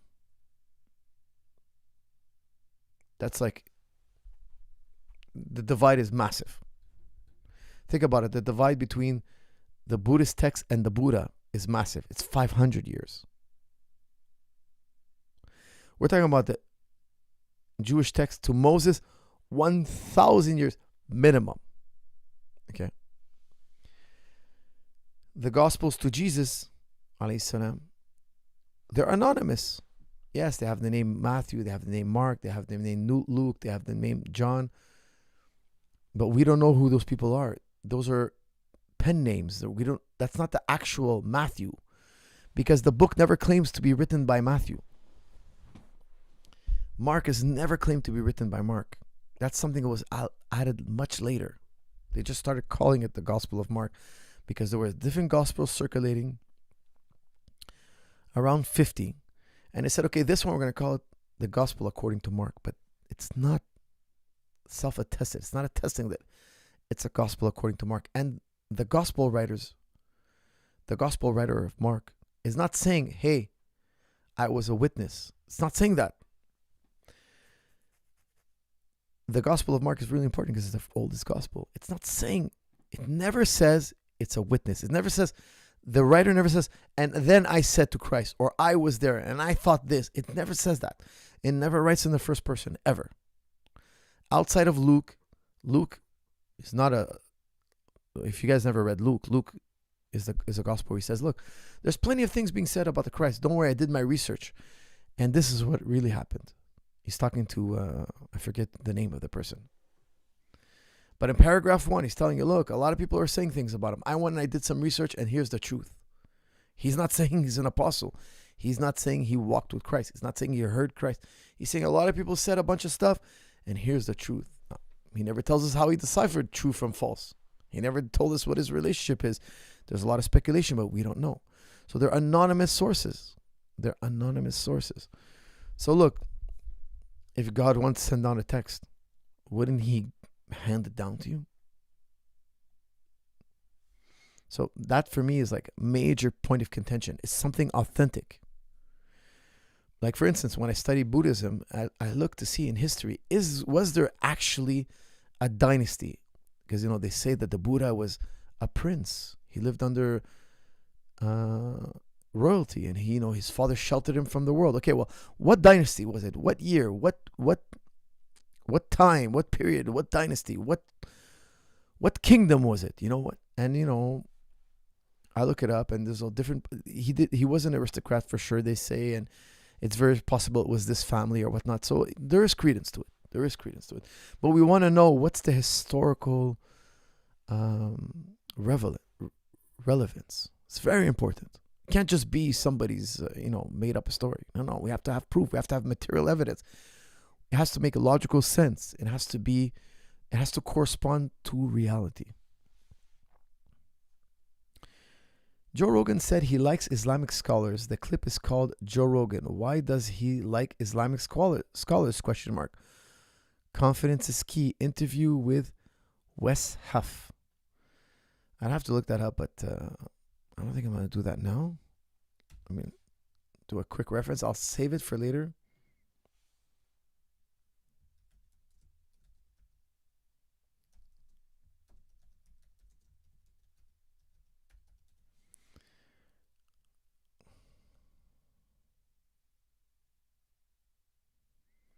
Yeah, like I thought I won't be able to find it. I don't know if Joe knows anything about Islamic scholars. I know he has a lot of people who hate Islam on his show all the time. Like always Islamic haters.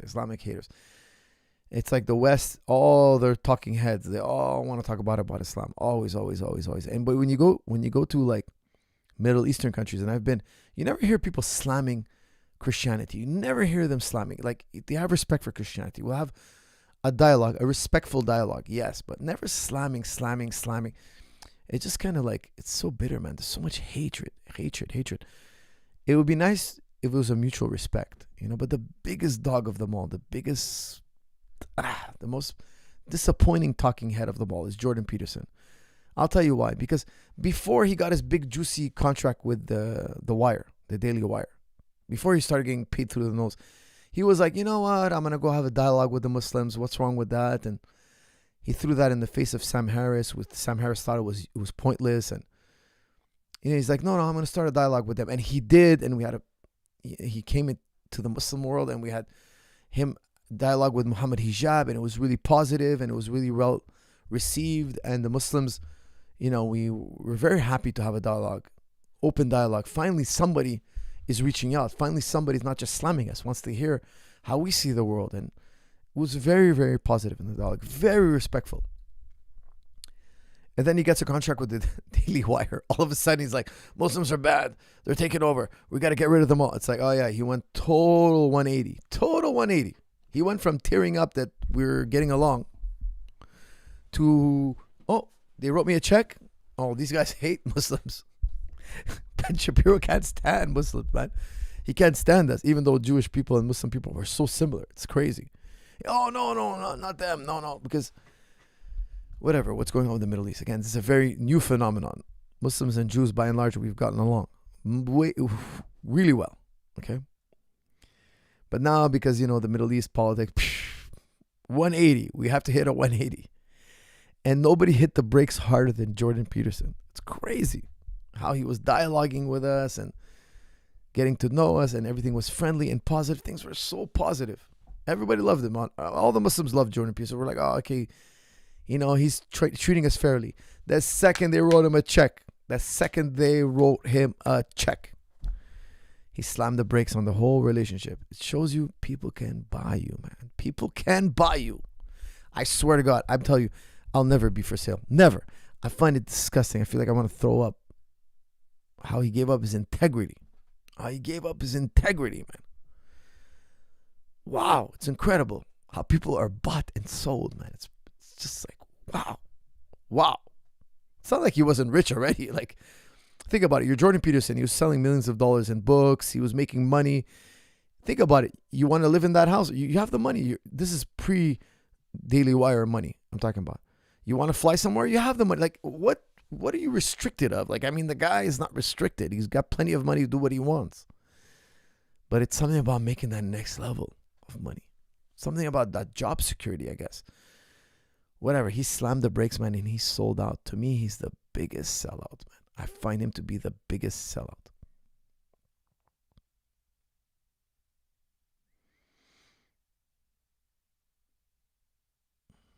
Black Sheep, that's correct. His whole give him hell thing. Yeah, that was the Daily Wire talking.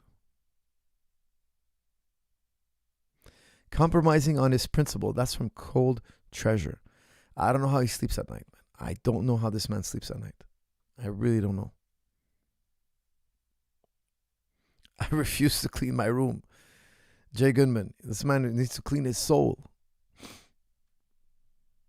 Coach, you see Syria's new leader not shaking hands of Germany's female foreign minister, dubbed as a snub by Western media. Was he right? Question mark. That's some look, man. No, he shouldn't shake her hand. That goes against his principles. He's the leader of a Muslim country, and he's not going to shake her hand. But here's the thing: we don't impose our way of life on them. Why did they impose it on us? You know, he's going to put his hand here. He's going to tell her, look, respectfully, I won't shake your hand. It's Muslim law. You can't shake her hand. It's not polite. It's a disrespect. It's a haram. It's forbidden. She has to respect it. Me, when I go to a country and they have certain customs, I respect them. I don't come to their country and be like, oh no, you guys got to do it my way. You guys are dumb for doing it. It's not friendly. It's not respectable. We all have different cultures. We all have different ways of life. And we have to respect each other's limits. You know, I would definitely not ask a foreigner who's visiting me to do something they're uncomfortable with or doesn't go according to their lifestyle. I would never. I mean, if somebody, you know, for whatever reason, whatever cultural taboo or belief or, you know, religious practice they're doing, I would accommodate them. I would respect them. It's crazy to me how people just jump on that. It's like, I don't know. It's just like, I think it's just another excuse to throw around hate. Like you have the hate inside. So the second you have any excuse to let it out, you just want to let it out. You just want to blow it out. You just want to vomit it out on anybody you could find. It's just hatred, man. It's just pure hatred, especially Western medias. They always try to slam Muslims. No matter what, any which way, it makes me like, I just laugh. I just find like, it's pathetic. It's like, you see how much they're concerned about Muslims. Oh, they're going to come here and be conservative. Yeah, well, that's, you know, Christianity is supposed to be like that, guys. Go back 100 years. Look at Christianity 100 years. Christians were conservative. Jewish people are generally conservative. Like practicing Jew, they're very conservative. Like it's normal to be conservative. Why? Because our religions are designed to preserve the family. Like if you want to have wife, kids, live the family life, this and that, if you want to have that, sex, drug, alcohol, gambling, promiscuity, all that doesn't mix with family. The second you bring that in the family, it destroys the family. Guys, mark my word, these two things don't mix. Okay, be very careful with these things. So I know somebody can say, oh, shaking hands is not a big deal. I can't get it. In your culture, it's not a big deal. But in other cultures, other religions, other ways of life, it is a big deal. It's not accepted. And I think we have to learn how to accommodate one another.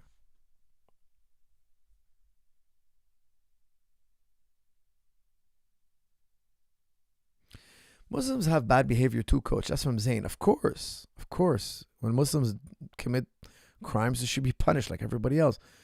I'm far from telling you that Muslims are perfect. No. Because, you know, you have to differentiate between Islam and Muslims. Doesn't mean because you're a Buddhist or Muslim or Christian, you're a good person. You could be a very bad person. Religion is supposed to make you good. It's supposed to make you want to avoid being bad. It wants you to reconcile with your brother, be good, and think about God and being moral. It's all about morality. You know, Jews and Muslims and Christians, we're supposed to be an example to the world. People should be looking at us and saying, oh, we want to live like you guys because you guys are friendly, you're kind, you're trustworthy, you live on principle. You can't be bought. You can't be tempted. You never do evil things. That's ultimately how we should be. Except, you know, we give our religions a bad name. Believe me, the worst thing for Islam is bad Muslims because they give us a bad name. They shouldn't be able to point at us and say, oh, you guys did this and you did that. But unfortunately, we do give them plenty of opportunities to do that. Ultimately, we're supposed to be the most moral people. Unquestionable morality. But we fail to live up to it.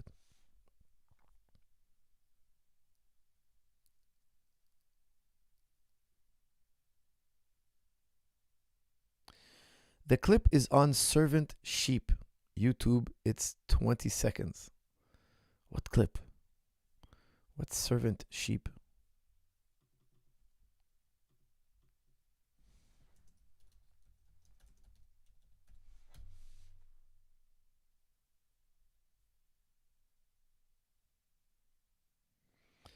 Joe Rogan starts crying as he talks about Jesus' resurrection. No way he starts crying. Come on. Will not believe what happened to Joe Rogan, as Mel Gibson and him were talking about the resurrection of Jesus Christ. Well, the resurrection is the one that is the most difficult for people to swallow. That's the one that requires the most faith. Who gets back up 3 days later after he gets murdered in public? Who gets back up under his own power? Right. You know, so.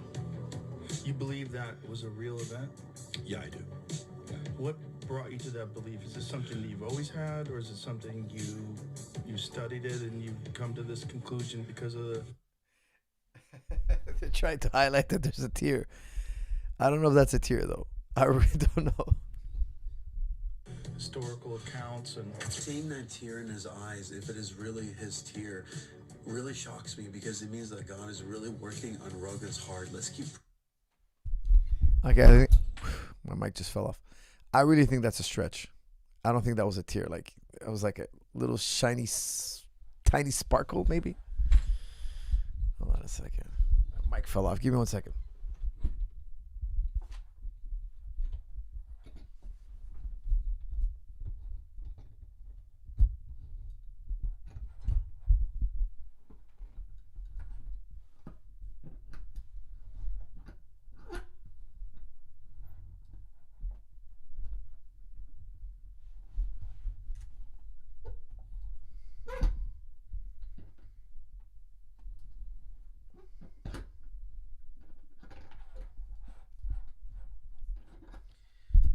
All right, I got things under control. All right. That was a stretch. I don't think the man was crying.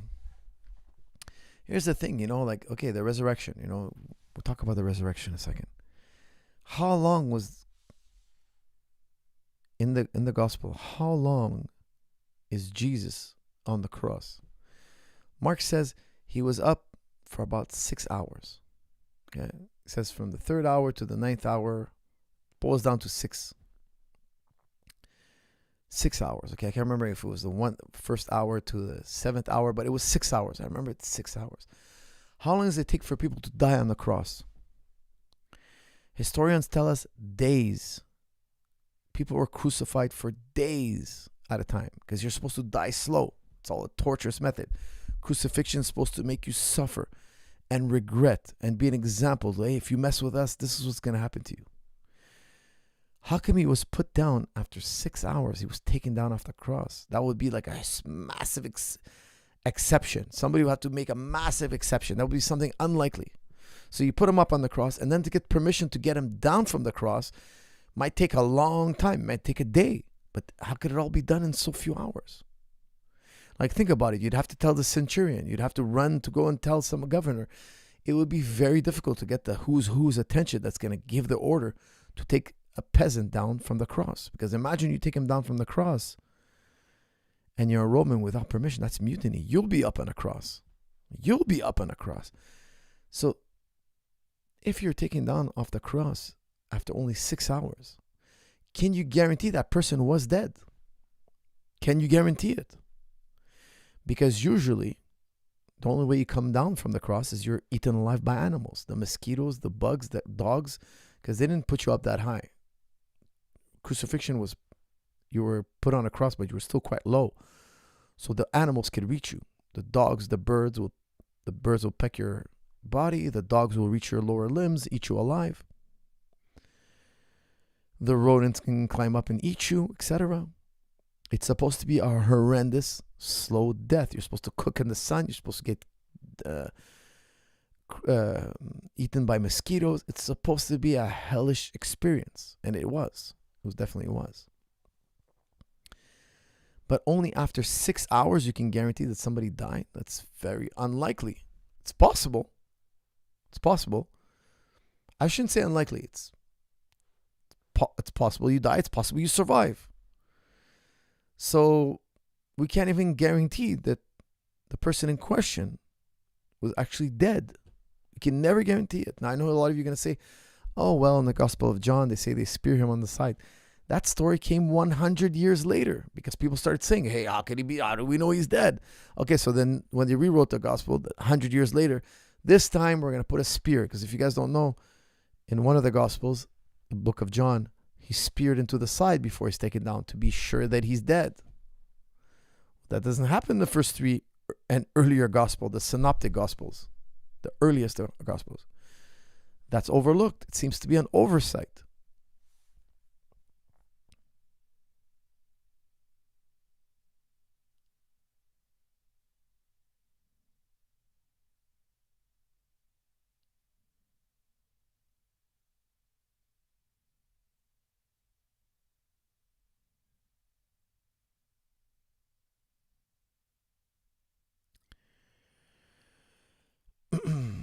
I am a Christian and a Westerner, but I do support and admire Islam on their discipline and faithfulness. Muslims and Christians are Abrahamic, and we should work together to be traditional. That's from Lonesome. Yes, I totally agree with you, my friend.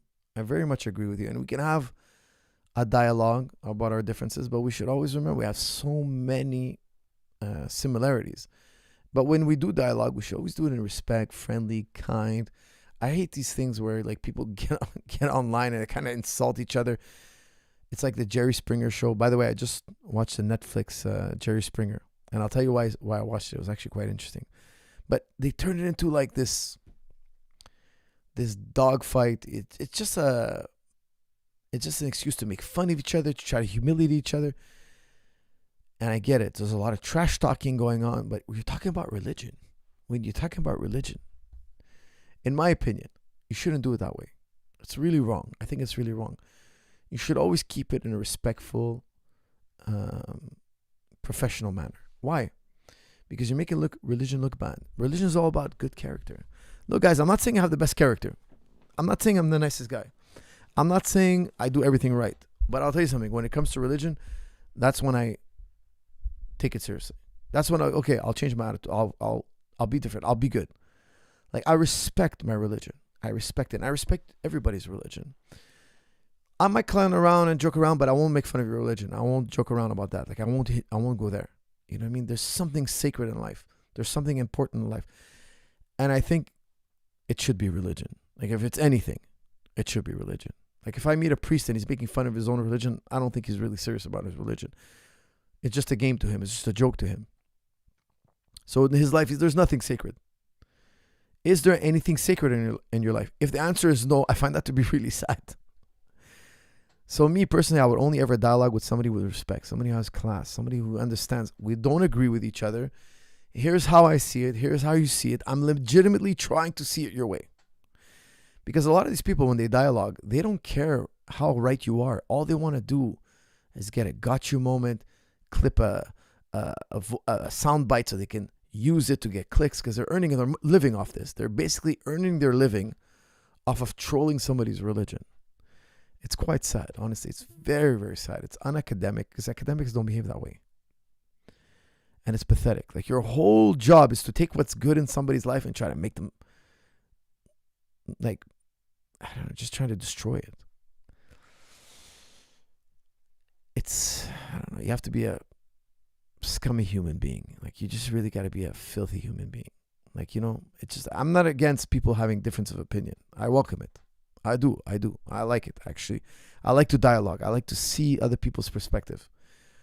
However, I just find like people are spewing hate. They're spewing hate. They're using religion to spew hate, where religion's not for that.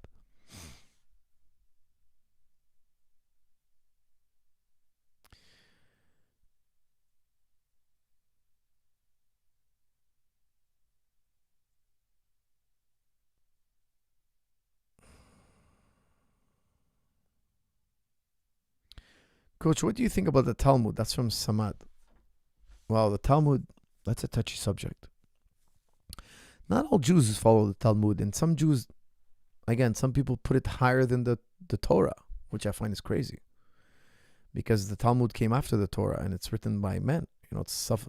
But some Jewish thinkers say the Talmud is higher than the Torah. Again, I'm not an expert in this, but this is what I've been told, and I find it to be quite outrageous. If God gave the Torah to Moses and you believe that, how could the rabbis later be higher? Doesn't make any sense. So they're higher than Moses. And there's a lot of things in the Talmud that are quite scary. And you read that and you're like, hey, that can't be from God. It can't be. How could you explain this? Now, the Talmud is also it's a bunch of opinions and commentaries on other people's commentaries. It's quite interesting. However, I just find that the perspective can be also quite scary, because some things in the Talmud, I won't even mention it here, but are very scary and very like objectionable, extremely objectionable. And some people defend it, and I just don't see how they can defend it. Like, this can't be religion. This can't be from, like, you can't say this is holy. You can't. Like, there's things in there that are so objectionable. Like, I couldn't be part of a faith like that. Now, I understand some Jews don't see it that way, because they say, no, this is some guy's opinion and he's crazy. We think he's crazy. And look at these commentaries. They're telling you that the guy's a little out there, or, you know. But some of it is some Jewish thinkers, and I've met them. They've told me, oh, no, we believe this is even higher. I just can't believe that they think that. It's just outrageous to me.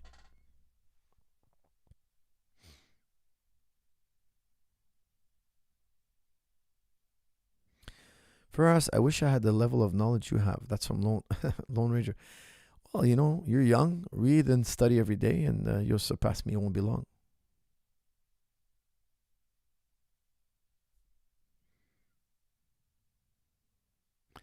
Coach, who do you think has the best guard right now? Question mark. That's from Alex. That's a good question. Maybe Kolabate, maybe, or I would say, that's a good question.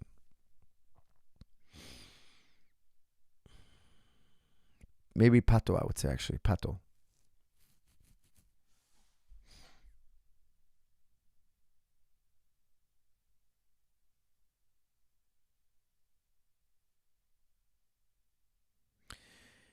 For us, if I ever came to Canada, would you teach me BJJ? Of course, my brother. Of course. Come on down. All right, guys. Let's see. Let's end this now. It is 2 hours. We're here 1 hour and 59 minutes. All right, guys. Let's end it on a fun one. Give me somebody throw me a fun one here. Do you consider firearms as a martial art? Actually, you know, it's pretty technical. I had somebody give me a crash course. And, yeah, it's pretty technical. Oh, how to draw the firearm, how to point it. It's pretty incredible. I would say, yeah, it's a martial art.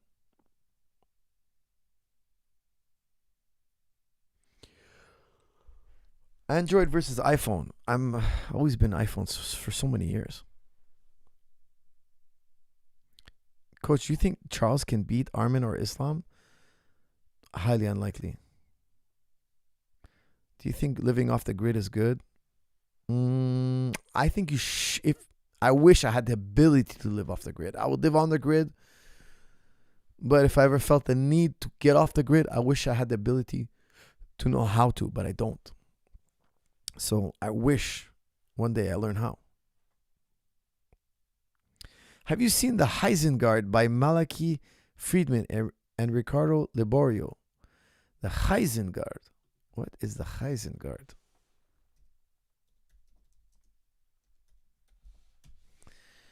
The Heisengard. It's a gi thing.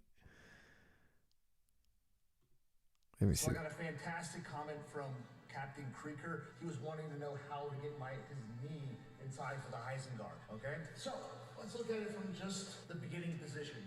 It should be relatively easy to get this position, right? Because two things are on the same side. I'm not having to cross my arms. I'm here. Now, once I escape my hips, I don't have to try to get here. If I try to get here, keep your elbow closed real tight, I'm still pretty strong. But that's not what I'm doing. What I'm doing is I'm lifting my hips up, right? Fitting my hips inside here. Now, when I open up my hips, I'm gonna be very strong there. Now, I'm not holding the arm, but you see that I'm still controlling his posture, right? So once I have the control of the arm, I'm gonna be pushing and constantly flexing open my two knees, right? My hips, so that I'm controlling here. So let's look at that one more time. So I'm here, and this is just the most basic thing that you can look at. My hip escape, sliding my knees inside. Now if you feel like you need to get a little bit more, so I can usually open it up from here. But if you need to, you enter yourself inside. Now your hips are gonna be very strong, and you stretch yourself open. And now you have his posture broken here, and now you can easily start.